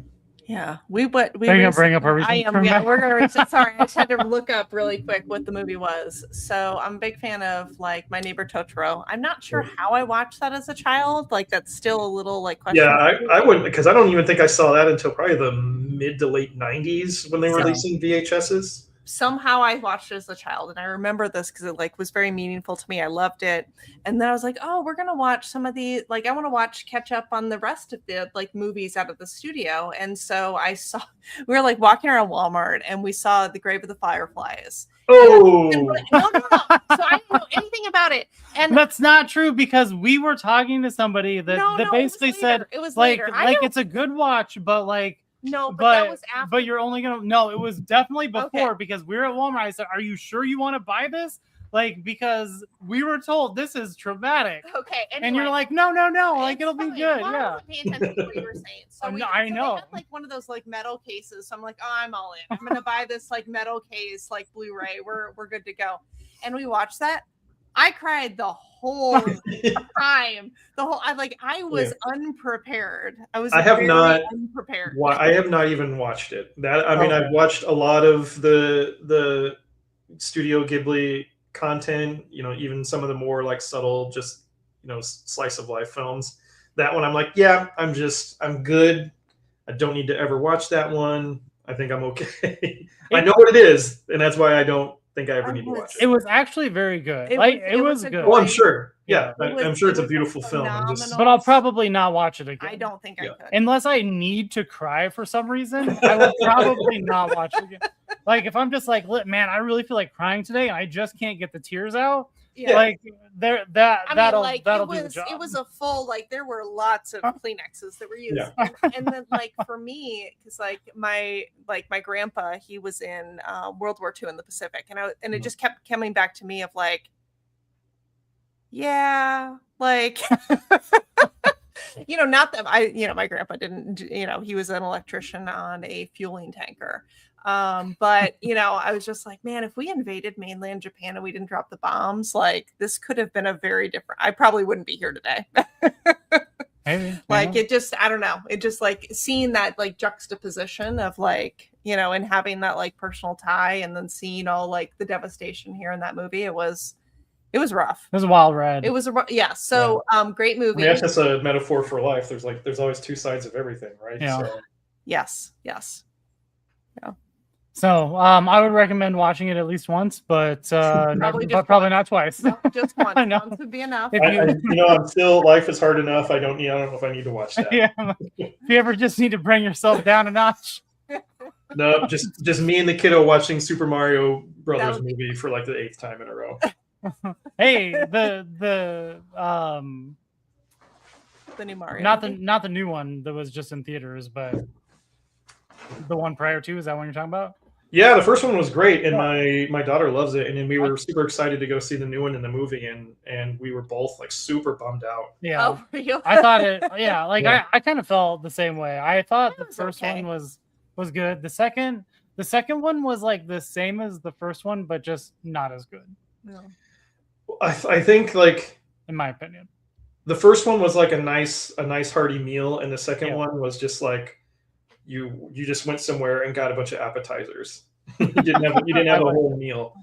Yeah. It's just like, oh, cool. I'll have the this little thing. It's the cheesy fries and then whatever. And then you just went away kind of feeling empty because all you ate was junk and didn't eat like an actual meal. Yeah. So maybe that's where we did it different. We went and saw them. What was it? We did our own double feature. So I don't know if you remember a few years back where it was the Barbenheimer. Oppenheimer and the Barbie movie came out, and so they're calling it Barbenheimer.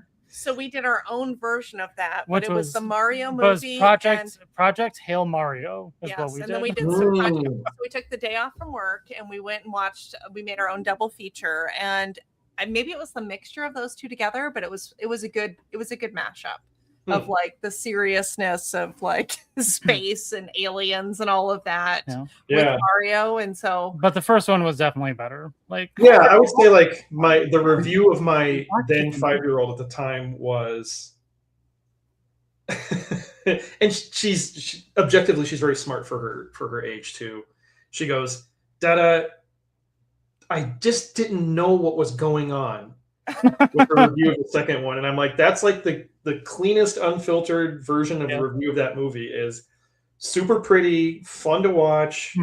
I just didn't know what was going on. And it's like the movie just kind of didn't seem to know what was going on. Whereas the first one, she can watch it and just be like, this happened and this happened and this happened. And that was a fun story. And in this one, she's like, where are we? And like, what's happening now? And, she's a kid, so she's not being excited by all the nostalgia bait. She's just trying to watch a movie where Princess Peach and Mario are doing things she doesn't understand what they're doing.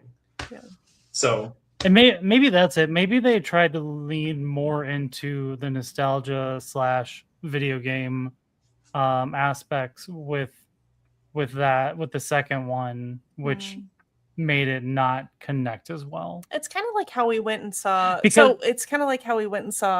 Lion King. Like Lion King is a musical people are all about, and you hated it. I hated it because the storyline was like just not there. If you had now watched the movie The Lion King and you go and try and watch like the I would have no idea what was going on. I think overall a lot of movies suffer from I kind of go back to like most of my favorite movies that I still watch on repeat today are from the 80s because 80s and 90s because there's such an art to telling a small story really well in a really fun way, and almost nobody can tell a gigantic story in a fun way because there's just too much going on. So it's like, think about the plots of like some of your favorite movies from like the original Ghostbusters. It's great. It's these three dudes, they get kicked out of they're kind of hack scientists, they figure out how to catch ghosts, a big evil ghost attacks the city, and then they stop it. And it's like you can explain the movie in a few sentences, but the way that movie transpires is like super great. Or this kid randomly somehow is like friends with a scientist, and he accidentally gets stuck in a time machine, goes back in the past, has to figure out how to get back to the future, befriends a scientist, kind of completing the loop. It's like these movies are super simple stories to tell. Yeah. But then when you try to explain like any movies nowadays, like, Princess Peach's, sorry, spoilers, anybody's like sister is this other princess that she didn't know about, so she sneaks off to find her because Bowser has a kid now who's going to try to rescue him, and they have to go to a casino planet, but then Star Fox shows up so they can have a space battle, and you're like, what is this movie about? It's like total nonsense. So I fundamentally believe that like Star Fox was only in the movie because they're releasing a new Star Fox game. Yeah, as soon as he popped up on the show, he's like, they're going to have a new Star Fox game. I was like, they're definitely going to put out a Star Fox game. I've heard they're trying to do. I've heard rumors they're trying to just do spin-off movies, so they do want like a full Star Fox movie. Yeah, I heard that too. Yeah. There was like the teaser of Samus in the background, which where in the hell is like a Metroid movie? At least we're getting a Legend of Zelda movie, which I'm optimistically curious about. Yeah, I'll be curious to see how that works out. But I would love actually a Metroid movie that's like a rated R Metroid movie, like a legit. It'd have to be. Metroid. It would have to be like Aliens, basically. I think that could be good if it was put in the right hands. Otherwise, it's just going to be horrible. Actually, no. So the movie, the Mario movie that I still like is the 90s Super Mario Bros. Movie. That, was not really a good movie, but it was like definitely a 90s movie. And, Well, how many movies? Like, there's movies that are just such a hot mess that I will watch on repeat no matter what. Like, give me Tremors 1 and 2 all day. Oh my god, I love Tremors. Like, Tremors is like one of my favorite like movie lines, and it's kind of like so. I also really like Sharknado, because course I'm you a do. big fan of just like really shitty horror movies in general. Yeah. But specifically if there's actual monsters, I'm a sucker for anything that has a real movie monster. And I've tried to get this one to watch Tremors, and we watched like the first or second one, and she's like, "Nah, I'm not doing this. I'm not gonna watch the other 12." No. Or like however many there are now. Like my default is I like to watch documentaries. Yeah. Like I'm just like really like a boring person in real life. Like I love to watch that sort of stuff. But like all the children's movies, I realize now as an adult we're all like super sad. I loved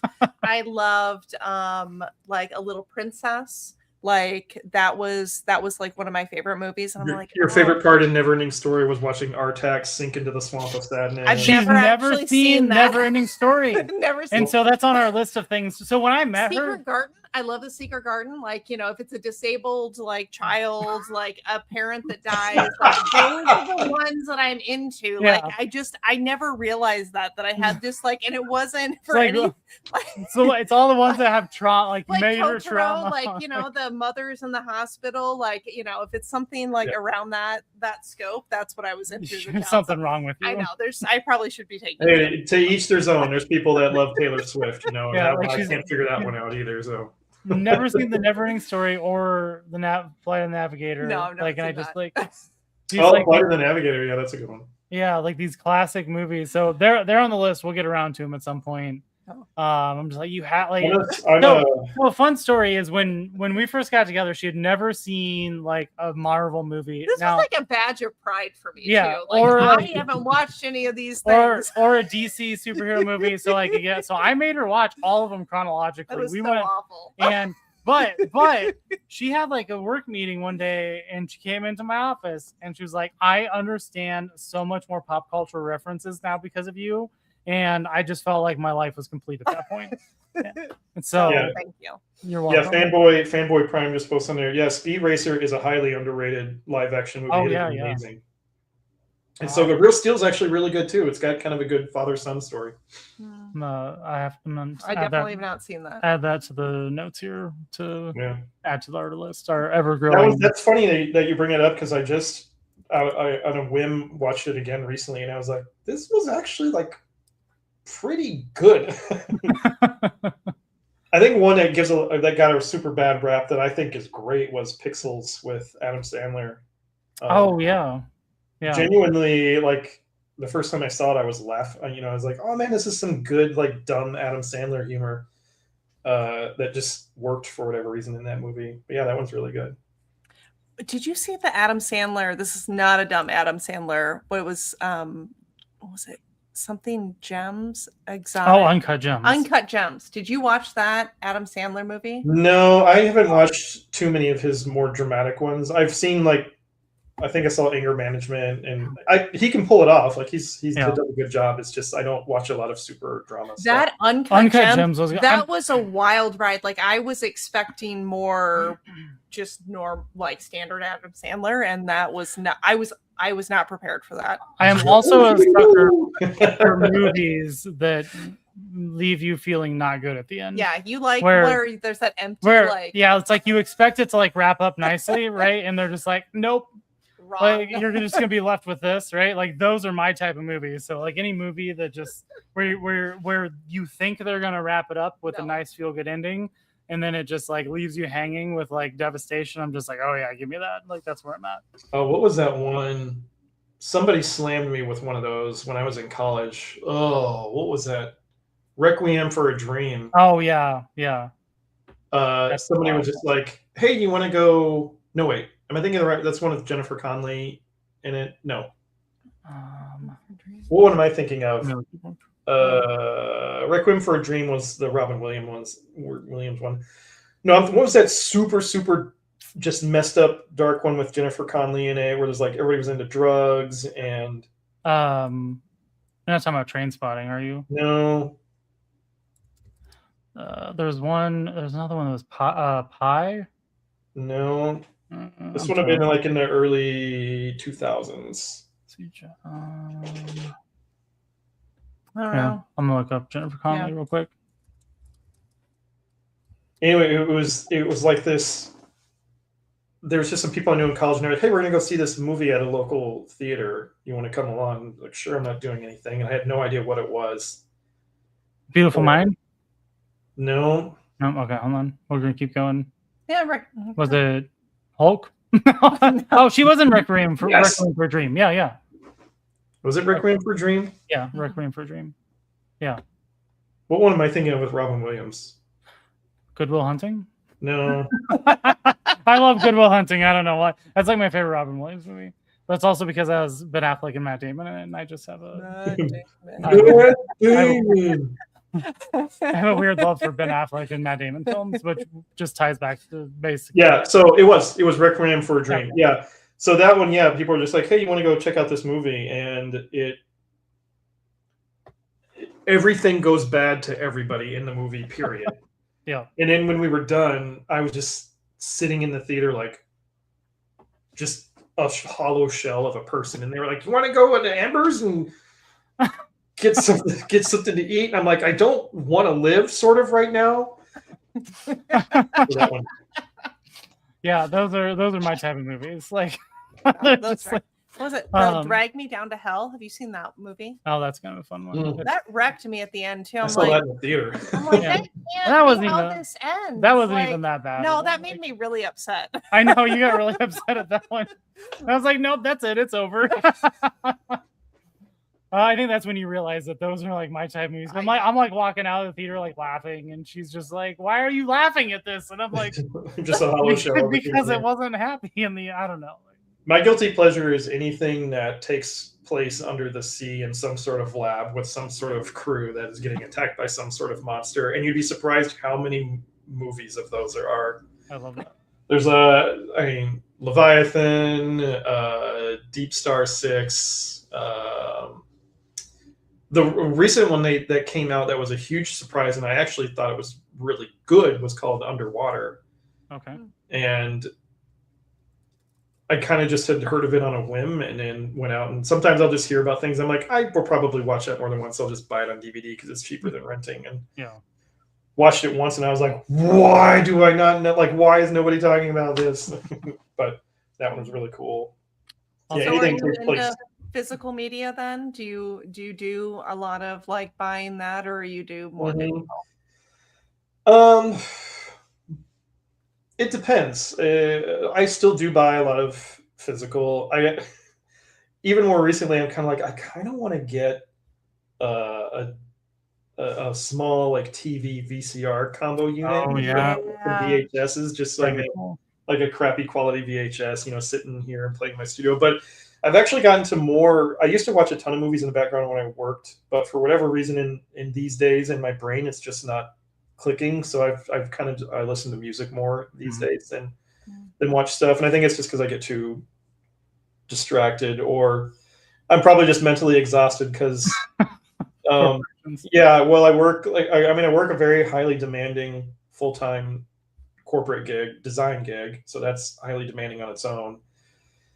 And then I have my kiddo, half the time, and her and I, I'm like a no technology dad. So we're coloring, we're drawing, we're playing, we're, even if I'm exhausted, we're running around upstairs and setting up school for the stuffies and doing dance, whatever performances and stuff. And so then when all of that's done, then I sit down at my computer. I'm like, okay, I have at least 3 hours of brain power left, and so crank on whatever project I'm working on. And like to like hear a movie is just it takes too much energy to process all of those things going on. So I'm like, just music, and I'll just draw. Just gonna give you a quick subtle props for being a no technology father. That's fantastic. I don't know. A lot of people just give their kids no shade to you people that give your kids tablets. As you give advice for people that but don't have like children, I just appreciate that, because I feel like there is something that children are missing these days, and I think it stems from just being put in front of screens. Yes. Yeah, I mean, not to get like we had to come up with our own entertainment. Yeah, well, thanks. I appreciate that. It kind of partially comes from. I work in children's product design, so I've read a lot of information over the years, and without trying to be too preachy, like there are serious negative consequences to getting your children in front of technology too soon. And that's all I'll say about that, because everybody's in different circumstances. And there are some benefits to it, but with my situation too, it's just, so knowing that information, and then as you know, kind of a part-time dad, I have her, 50 to 60% of the time, but it's just that time in itself is also very precious to me too, because I love being a dad and I love my kids. So it's like, if I'm exhausted, we'll sit down. I'll be like, we're going to watch a movie. We're going to watch a movie, honey. And I'm very picky with what I let her watch. I'm like, okay, movie time. Show her Grave of the Fireflies sometime. No. Yeah, we've seen it 4 times. It's one of her favorite movies. She loves it. She laughs the whole movie. It's great. But no, yeah. And so there's like that. And then, I was a latchkey kid too growing up. So I just didn't do very much. My parents weren't bad parents. They were working all the time. So I have the opportunity to not do that. And so it's just like, yeah, we'll play together. And it's been really great. And I genuinely enjoy it too. I mean, she's a really great kid. And even when she's being, she's has her moments where she's terrible. And I'm just like, oh, go over there for 5 minutes. Dad needs to take a breath. All right, here we go. Like, we're back in. And so actually, I thought of a really creative solution for when kids are being bad. You just show them Grave of the Fireflies. Yeah. Like, we're gonna watch a movie now. No, what I'll normally do is, I mean, like, all joking aside, it's like I'll just sit down and be like, hey, if I was doing what you're doing right now, would you want to play with me? And she, I kind of force her to think about some of the things that she does, and as much as her little 6-year-old brain can process. And we've had some pretty rough times. Like, there have been some pretty rough lessons, I'll say. Like, we do a lot with the stuffies, and she was being kind of a turd. And so I started making one of the stuffies like be real mean. And she just sort of started like crashing out. And I'm like, well, what are we going to say to the stuffy to make him stop being so mean? Because we're not having fun playing with him right now. And she was just like, I'm like, let's figure it out. And then so it's funny because whatever, that'll stick with her. And then, months or even a year will go by and she was like, remember that one time, little Kitty was doing that thing. We had to tell him how to stop. And I was like, yeah, I do remember that. Good job. That's so much more mature. Like, again, we don't have kids, but like being an oldest child, one of the things I would do for my brother, so maybe this is a boy versus girl thing, but when my youngest brother was being like particularly awful, I would tell him to run. We lived rurally, so like there was nobody watching, right? So I'd make him do laps around the house, and it was called scream and run. So he'd have to yell at the top of his lungs while running around the house until he exhausted himself. Scream and run. Well, there's definitely days where I'm like, okay, kiddo, we're going to go upstairs and we're going to have a contest. There's going to be 3 rounds. The first round, you have to run 2 laps. The second round, you have to run 4 laps and see if you can win the trophy. And then she's like, let's go. And then, she'll do 18 laps and then be like, oh, like, you did such a good job. Now let's both go sleep during the movie. I mean, all I'm saying is like that's how I operate too. I keep trying to explain it to you. I'm like, if you just gotta give me a little incentive, just some minor reward. Also, and like I'll just go to town. Like you won't even know. Pro tip: if you go to you can't really find trophies anymore at like Goodwill or whatever. But St. Vincent's of de Paul, like they have like weird random stuff where people will give, and so we actually have gone and like bought trophies. So if you need like an incentive, like a $2 trophy, go to St. Vincent. Because when we got married, we gave out trophies for our wedding. Why we know this fact? Because we went on a hunt to try to find like 40 trophies, and it was very difficult. But St. Vincent's pulled through. So thanks. That one's tricky too. It's there's like a fine balance of training, of raising your kid with like incentives too. And it's like try not to be too preachy and all this stuff, but it also comes from just like reading a lot of like brain and mental development and stuff like that too. And so it's like I reward her randomly, so it's never you do this, I'll give you a piece of candy. You do this, I'll Yeah. give you this. You do this, I'll give you this. It's always sort of like, if she's good for a few days in a row, I'll be like, oh, today let's go get a toy because you've been good for a few days in a row. And then she'll be like, oh, okay. And then some other time she'll be like, Dada, can I go get a toy right now? I'm like, no, not right now. You know, it's not toy time.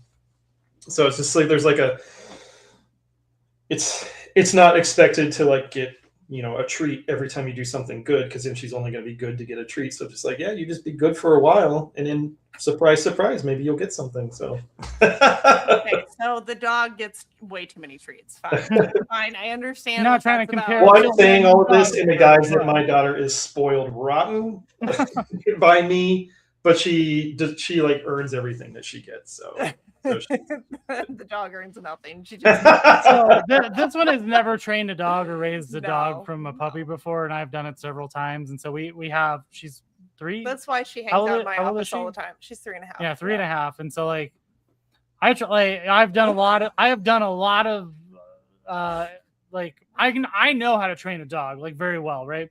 And this one just ruins it. No, I And I'm the worst. And I'm like, no, you can't just give her things for existing. Like, you know, she has to earn it. And but then it needs to be, like you're saying, like at random intervals. So it's like, so she doesn't expect it. I know. And I'm like, I have trained. Ed- So I trained our last dog that at 8:00 she got sweet potatoes, and so she would get pissed. yeah. Like this dog, she passed away a couple of years ago, but she would She get would pissed at 8:00. Run around like screeching, like, where's my it's like freaking it's the sweet potato? Pavlovian thing. You got, that's why you can't set a pattern. It has to be random. And I tell her that I'm like, you can't do this. Like, you can't give the dog a sweet potato at 8:00 every night, because then they expect it. And now our 3.5-year-old puppy at 9:00 every night expects a special treat. Like, she knows once the sun goes down, and if we head towards the bedroom, she bolts in the bedroom to go in her kennel because she thinks this is when I get my special treat. And I'm like, that's not how it works. I'm like, do not give that dog a treat tonight, because she just ran in there expecting it. We're I not gave her playing one that before game. the podcast. Man, if only marriages worked so well, right? I mean, go in here because I get a special treat at this time every night, right? we're not much different than dogs sometimes. That's all I'm saying. I You know. like I a little bit of rewards is all it takes. Yeah, just tell us that we're doing a good job and that you like us, and that's almost all that we need to just kind of survive, pretty much. I mean, that's actually not untrue. It's not. Like, well, okay, so it's just very core basic needs. Yeah. You know? So we don't really fight too much. But And don't make fun of us because we have toys. Like, those are the 3 criteria. That this is all her fault, by the way. It's because I'm an enabler. But no, we were the only time I feel like we have a disagreement is when it comes to my family. And so we were having a little bit of a disagreement. Well, we have been here about like something like inviting family out. So I'll leave it at that. But I'm a structured person. He was like, you just need to be creative. Just like, I'm a dude. Just do a couple of these like things that I will, whatever. And I'm like, give me a snack and just tell me it's gonna happen, and just it's fine. be like, hey, this is what I need, and like then boss me around and say this is what you're doing. And just distract me with something shiny over here and be like, oh, by the way, like this is what's happening. The house is gonna be full this weekend. Like that's like the untold secret is like most guys, if it's something you want to do, it's best if you just tell us what to do and where to go.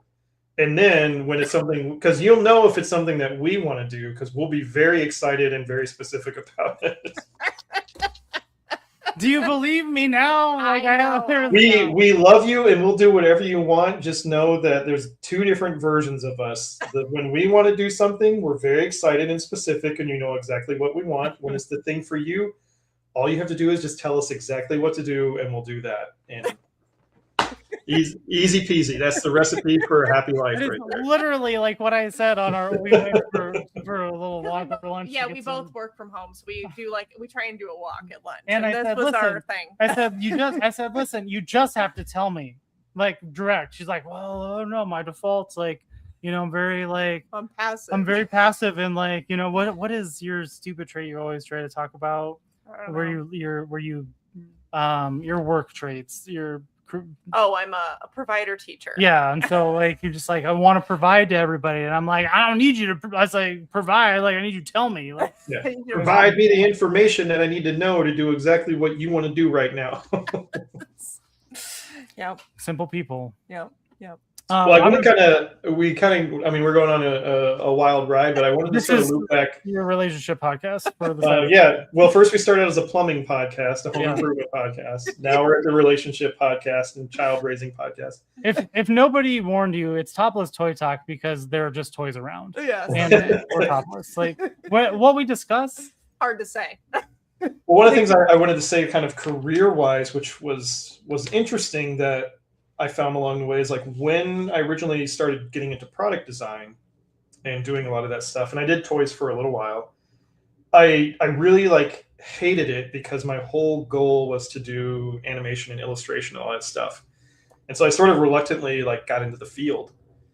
And as I started doing stuff and working in it and like learning about how things are made and all that, there was a moment that clicked for me where it was probably like 2 or 3 years in, and I was working on toys. And it was more of like playroom toys and plush and learning puzzles and like kind of 6 years old and under type stuff. And I'd worked on something, and my boss had taken it home to have his 2 boys sort of play with it. And he showed me this video when he came into work. And like for several years, I'm like, this isn't what I would do. This is dumb. I don't know why I'm doing this job. I want to get into animation and comics and do all these things. And then he showed me this video of like his boys playing with this thing that I'd made. And it suddenly like clicked in my brain. It's like, oh man, growing up, I had my favorite t-shirt. I had my favorite stuffy. I had my favorite action figure. Mm-hmm. I'm now the guy who's like making the stuff that these kids are now, that's going to be, because I've done apparel, I've done toys, it's like, they're going to have their favorite. I mean, my daughter's favorite stuffy is something that I made.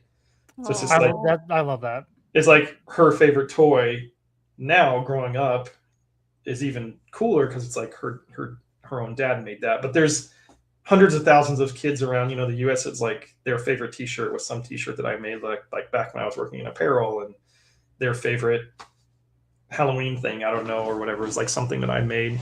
And they put it out every, like that woman that I met was just like, oh my God, this is like my favorite thing. So it's like, it was a shift in mentality that really kind of helped me reconnect to like, well, I'm not doing animation, which is like my dream for forever and ever, but I'm doing this whole other thing now that has like this level of sincerity for me that I didn't really think about in the beginning. It was like, oh yeah, I'm making kids like favorite things now.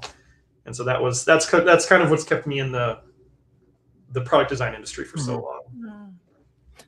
I mean, there's no way to prove this, obviously, but you could potentially be making more people happy now than if you ever would have got into like animation. Maybe you would have been more happy with that route, but like, I don't know. Or I would have like made Shrek and then just hated myself for the rest of my life. Yeah. So that's what I did. I think that's like a good perspective to have because, it's maybe not what you would dream to do, but if you were bringing a certain level of happiness to the world, or whatever, right? Like, I don't know. Now I'm just real curious. I just want to go through my house and pick up all the things and be like, hey, did you have part of this? To be like, how much happiness are you bringing me on a day-to-day basis that I didn't even know existed? And I'm just like, now I feel like I need to go. Well, like a weird way too, it sort of aligns with how I was talking about earlier. It's like I was never into the mainstream stuff as much. I never even really did like much.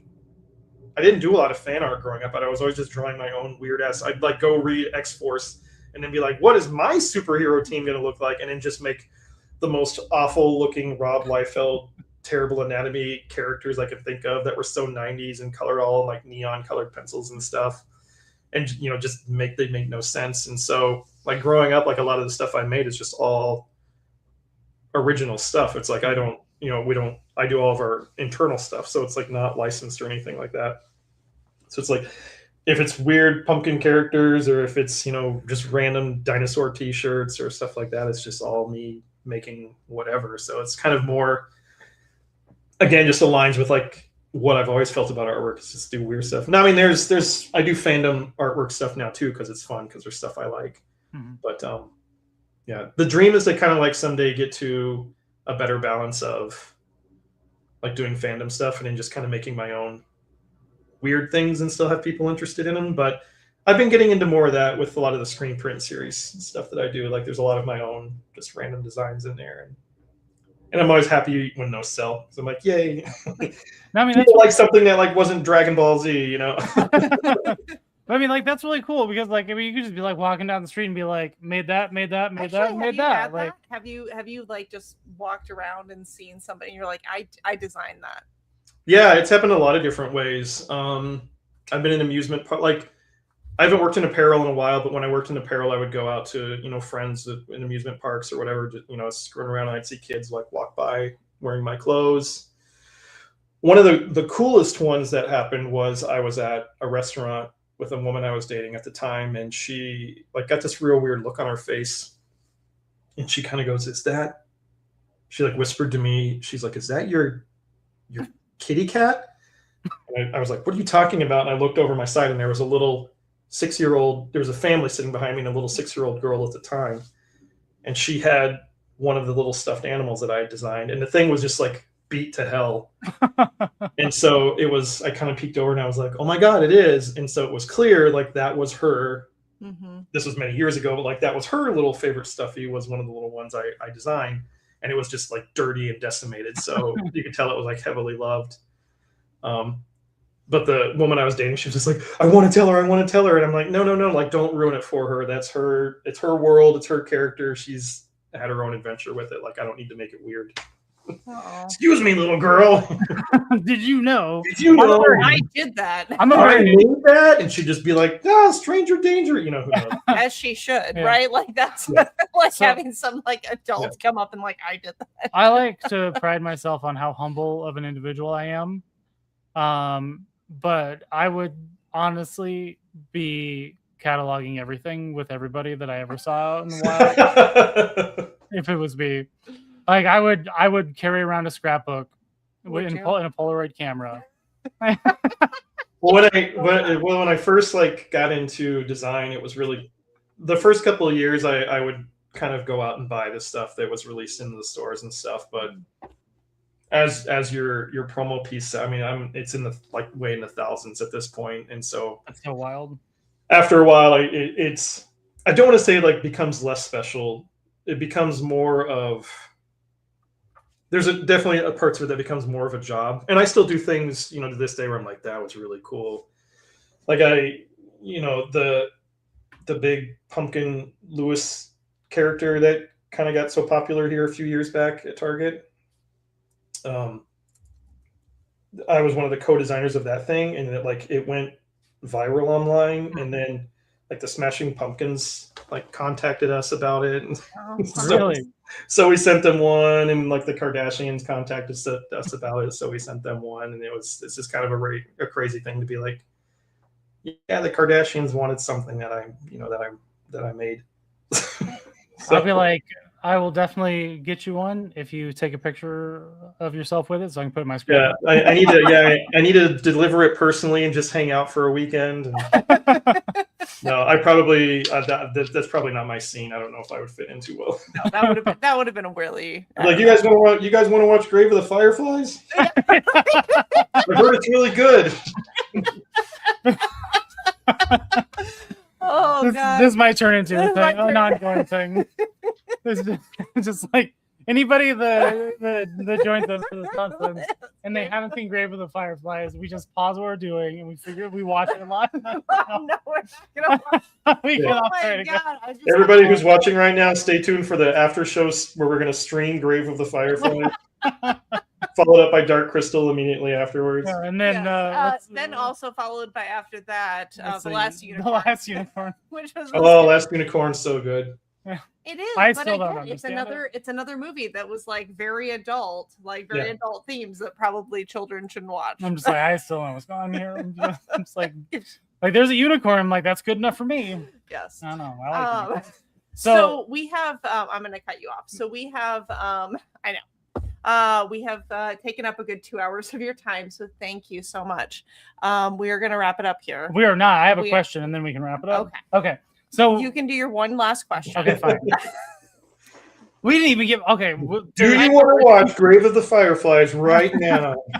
Right, there's 3 things No, because then you you get ran your 2. mouth too much. No. So okay, first thing, we can do rapid fire if we need. So yeah, you've designed a lot of stuff, right? Like the pumpkin Lewis that you were just talking about being kind of a cool one. Is there anything that you've done that you're just like, this was awful, this was the worst thing, you know, or it was like it was too weird, or you're like, man, like I probably should not have done that, like, but it's just with you, you know, like sitting with you. It's not like the corporations were like, nah, buddy, like, you know, it's like internally this is your problem. Like something like I've personally been so like I probably shouldn't have done that kind of a thing. Sure, yeah. I mean, I've had some things that just weren't commercially very successful, but I'm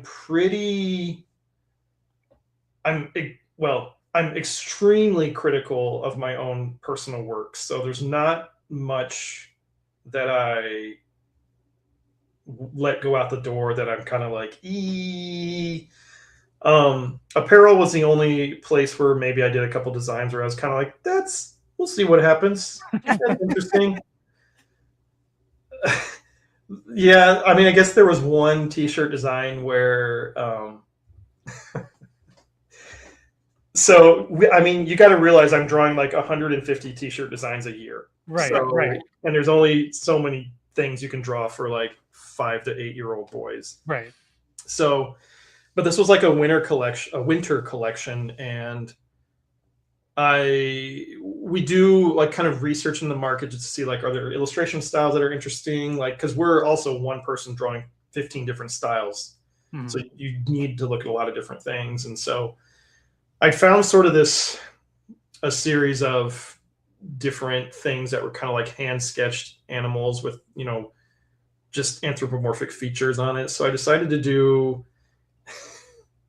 a beaver character. So it's like kind of a realistic looking beaver, sort of round and furry, wearing snow goggles, and then holding a giant snowboard next to it with like a wood panel design on it.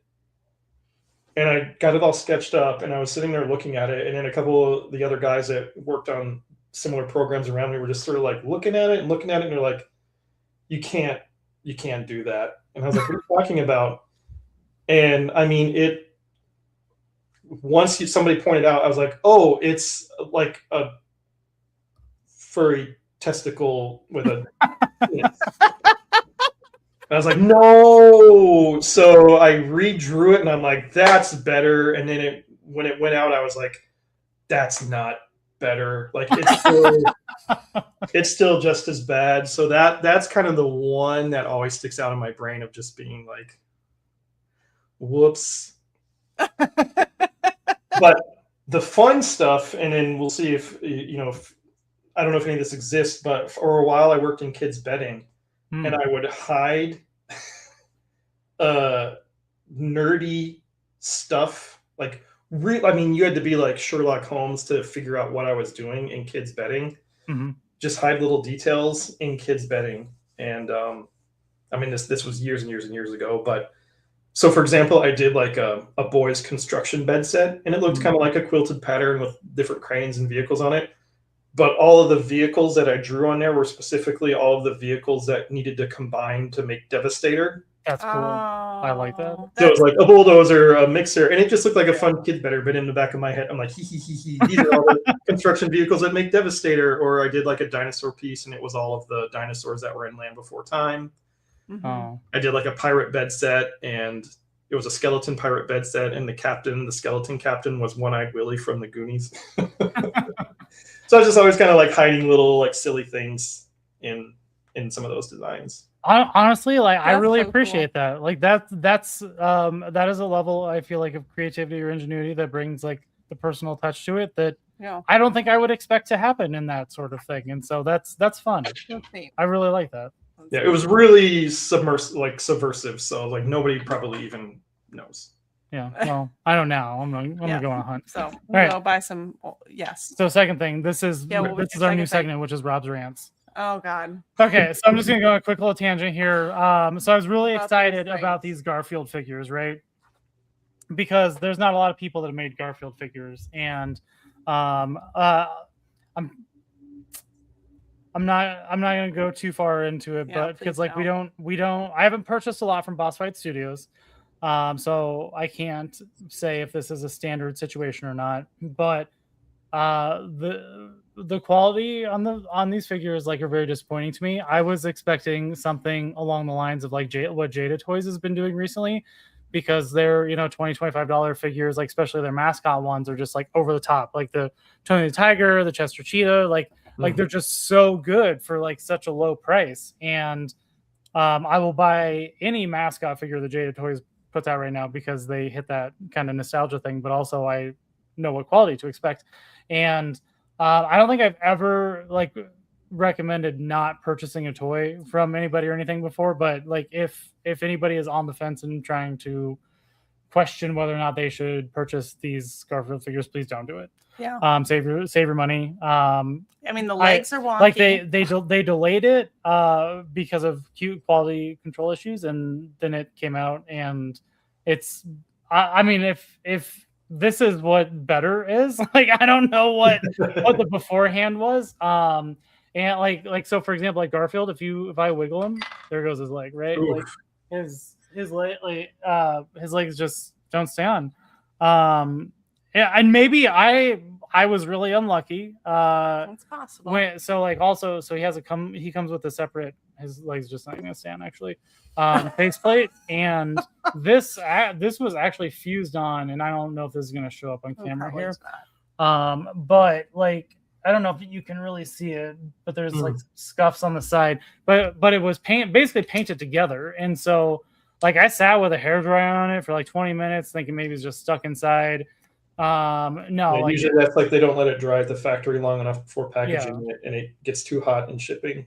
Yeah, and together. The normal also has kind of the swappable eyes, and hers were stuck as well. Not as bad, but the leg thing is honestly what gets me. It's like you can just shake that leg. Yeah, but the thing with Garfield specifically is like he comes with a grumpy face, right? And so like the side here where he smiles, like where it was fused with the paint, with a grumpy face, like doesn't cover that, and so you have basically these spots on both sides of his face now that don't have paint. I've never. There's only one other instance with a toy company that has made me this grumpy. We're not going to go down the Mezco route. And that's a story for another time. Please don't. And so, like, if it's just going to sit on your shelf and you're just going to look at it, like, fine, whatever, right? I was going to say the sculpt seems pretty solid, but yeah, if like construction issues, that's it. Yeah. Yeah, like the sculpt wise is okay. Like, he doesn't have a lot of articulation per se. Like, I mean, he does, like, if his tail's up, he's not going to really stand because. I mean, that's intentional, right? Because Garfield doesn't really do anything. He just wants to sit there. So yeah, so it's like, so I don't necessarily mind that as much. Like Odie's okay. Like he's kind of cool. Like he's probably the cooler of the three. Like that sculpt looks really solid. Yeah, he comes with a different mouth too that replaces, so the tongue is inside. Again, like the articulation's kind of mediocre, right? Like these are on ball joints and they just kind of go up and down. The feet will, go out and pivot too. So there's not really much you can do with him besides like him sitting, kind of like that's a more of a natural looking thing. And I look at this from the perspective of like what I can do with it, like for photography purposes. And and it's like, and I do a lot of like practical things. Like I don't really like to Photoshop or whatever, right? So it's like, what can I do either by hiding wires or whatever and whatnot. And so so I'm pretty realistic with like what things can and can't do and what I can expect from it. And I'm gonna wrap up my little rant here. But it's like I was so excited for these, and I was a little disappointed when they got delayed, but I was like, fine, if they're gonna fix whatever the problem is. And they came in, I'm like, they didn't fix anything. And so like my level of disappointment is so low because I was so excited to have like some really cool Garfield figures at like what I felt was like an affordable figure line, thinking they would be in line with like, again, the Jada Toys mascots, and they're not. They're hot trash. Unless I'm an outlier, and if somebody else has them and they're good, please let me know so I'll stop my tangent. And not like trying to be like burning Bossfire Studios down of throwing out these really crappy products, probably just because they had them in production for so long and lost so much money on it, they had to put it out. That could happen. It's a very likely scenario, yeah. But I don't know. I'm sorry you're unhappy. I'm glad you got to rant it out here. Yeah. But so that's my rant. We're not done. No, we are done. No, hold on. We're not done. I got more. So this is an important one. Okay. So I know you got some stuff here in your background because it's Topless Toy Talk, and we hardly touched on toys here. I know. So I'm throwing in some last minute toy stuff. Are there any toys you're into now? Is there anything you particularly collect, whether it's like older stuff, newer stuff, designer toys? What's your current jam? Yeah, I'm actually mostly into designer toys. And you can kind of see more up here. And I did Designer Con a few years ago and met some really cool artists and got some really crazy stuff. Again, it's like every answer to all the questions you've asked, it's so eclectic. If I just see something that I think is interesting and not kind of mainstream, like I love to pick it up.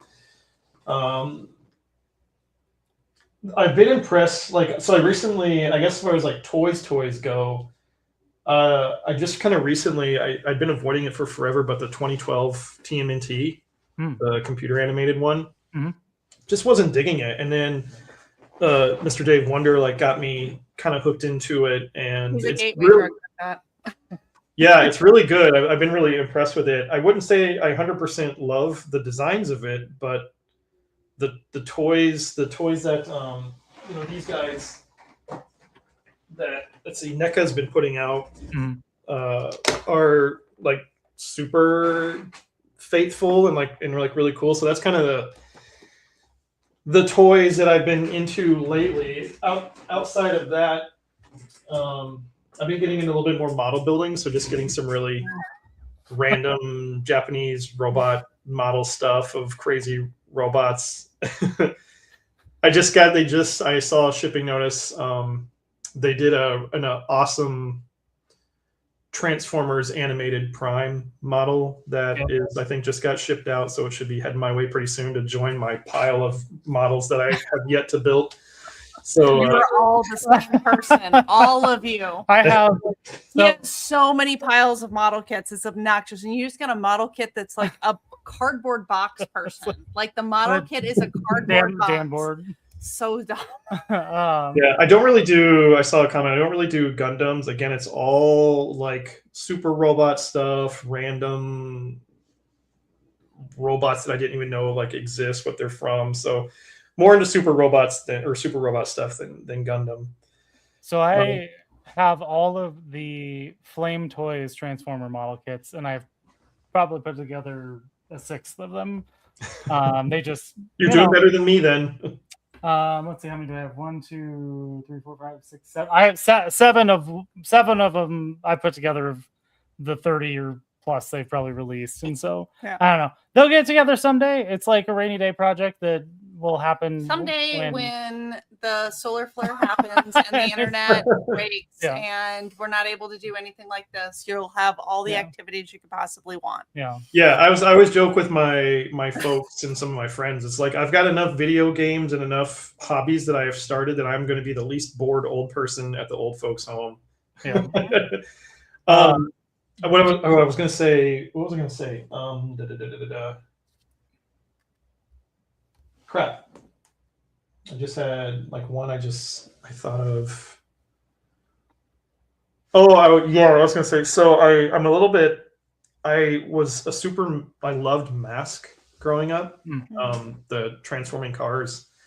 And so I was really excited when they did the re-release of the first 4. The price tag is it's kind of one of those things where it's I don't know. I'm still single. I got to be able to attract a woman somehow. So it's just things I won't, spend money on anymore. And kind of along that note too, many years ago, I just had my whole toy collection and I just got kind of tired of moving because I was moving from, house to house every 2 or 3 years. And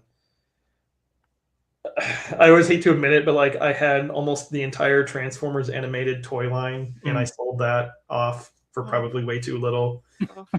which there was some really good toys in there. And then I sold off almost my entire Teenage Mutant Ninja Turtles original Playmates figure collection. That one I don't regret as much because over the years there's been some fun stuff re-released, and I've got like 4 different Ray Fillet figures. But yeah, the mask one I was kind of bummed out because I heard the quality on those was pretty rough. So it's kind of like, I'm good. I'm a sucker where I just basically pre-order everything because I'm like, whatever. Honestly, like I buy way too much stuff. I'll freely admit to it. That's fine. I'm in a bit of a purge situation now where I'm trying to get rid of things, but there's very few things that have come in that have actually disappointed me or I felt like are not worth the money. And so I feel like in a general sense, the toy industry is mostly doing okay. Yeah. But that's unfortunate to hear that the mass things aren't really that great either. Yeah, and that's just all anecdotal. I've just heard the quality isn't super great, but yeah, I have Turtles is probably I always joke that I elevated my turtle collection, so I got rid of all the toys, but then I get a lot of the, let's just say like sideshow collectible, like get more of the statues because I'm like, well, I'm not playing with any of this stuff. I just want something that looks cool. Yeah. So I have more. I've kind of moved over to more like statues or figurines if I'm going to get something now. But it is funny that I don't have a ton of it out, but when my daughter will come into my office every now and then, she'll be like, "Can I bring that one into the playroom?" And I'm just like, sure. There's for a while there where I'm like, I'm pretty sure I have the only 5-year-old in preschool who draws pictures of Astrobot and Conti from Footy Cootie in class, just because that's what she's seen in Dad's office. She loves Astrobot. I do have a lot of Astrobot stuff now because they've kind of been releasing it. It's way more cultured than most children. Yeah. No, she has eclectic tastes for sure, but that's because Dad has eclectic tastes. There's not a lot of Frozen and whatever going on in our house. It's like Mario Brothers, Teenage Mutant Ninja Turtles, and then random Japanese robots are what she draws. So that sounds like you had a cool kid. I mean, honestly, like if I was a kid again, like I couldn't ask for more. So you're doing it right. You're doing it right. Did you happen to read the last Ronin comic line by chance? I have borrowed it from a friend, and I haven't read it. I kind of know the gist of the story. Okay. But yeah, it's on a pile. Yeah. There's so many piles of things, and unfortunately, I work like 32 hours a day, so I don't really get to like as much downtime stuff. Yeah. And if I do get like into some sort of series, or I'm like, okay, I'm going to actively like try to watch through this anime series or some show, I'll get like 3 or 4 episodes in, and then my brain will just be like, "You're wasting so much time. Go do another 42-page whatever project," and I'll be like, "Okay, brain," and then I'll just go work some more. So the last Ronin line is what got me kind of back into acquiring some turtle figures, which spiraled out of control. Out of control. But it's a good little comic series. But I think the figures that they've made for that too are pretty good. So right. I know you have put in into the chat here some of the links and everything, but if people are wanting to follow you, where can they find you? How can they stay up to date? How can they buy your artwork? Where are you going to be? Like, how can people stay in touch? I am not a great social media person. I have very few sources. So I have one Instagram, and that is Hoppus Draws. So, and I will randomly post occasionally there. I have dialed that back just because of all the introduction of AI and art scrubbing that is going on social media. So I've really pulled back there. I have a website, ahoppusdraws.com, which has a very small selection of some of my work, but it does have a link to my shop where you can buy prints and stickers, and then hopefully sometime soon my books as I start getting them done. And that's about as social media as I get. And then throughout the years, I do, about half a dozen shows. So I'll see you both, I'm sure, very soon at Des Moines Con coming up. I did the t-shirt design, one of the t-shirt designs again for this year. So if you love the R2D2 design from last year, you'll you'll probably dig the new one for this year. Oh, so you were at the R2D2 one? Yeah. Okay. He signed our badges too. Oh yeah. Oh, actually, yeah. That we did do that, didn't we? I should have hung the badge over. Oh, that was smart. Badges. Yes. Very cool. Just trying to figure out how to. By the way, in case you're curious, he was hanging on just like light tripods. Just a stick and the little lip. Yeah, So yeah. very precarious. Very cool. No, yeah. Looking forward to the Des Moines Con and seeing you. And if anybody is on the fence on whether or not they should attend the Des Moines Con, you definitely should. And go buy some art. Yeah, it's a great show, and it's improved drastically every single year. And so last year was super fun. I think this year's going to be a blast. Yeah, come to my booth and buy a giant Teenage Mutant Ninja Turtle poster and get it signed by all the cast and crew. Yep, 5 people there. Absolutely. From the cartoon. Well, thank you, everybody. We appreciate you all joining, and we will see you next Tuesday. And tell your mom I said hi.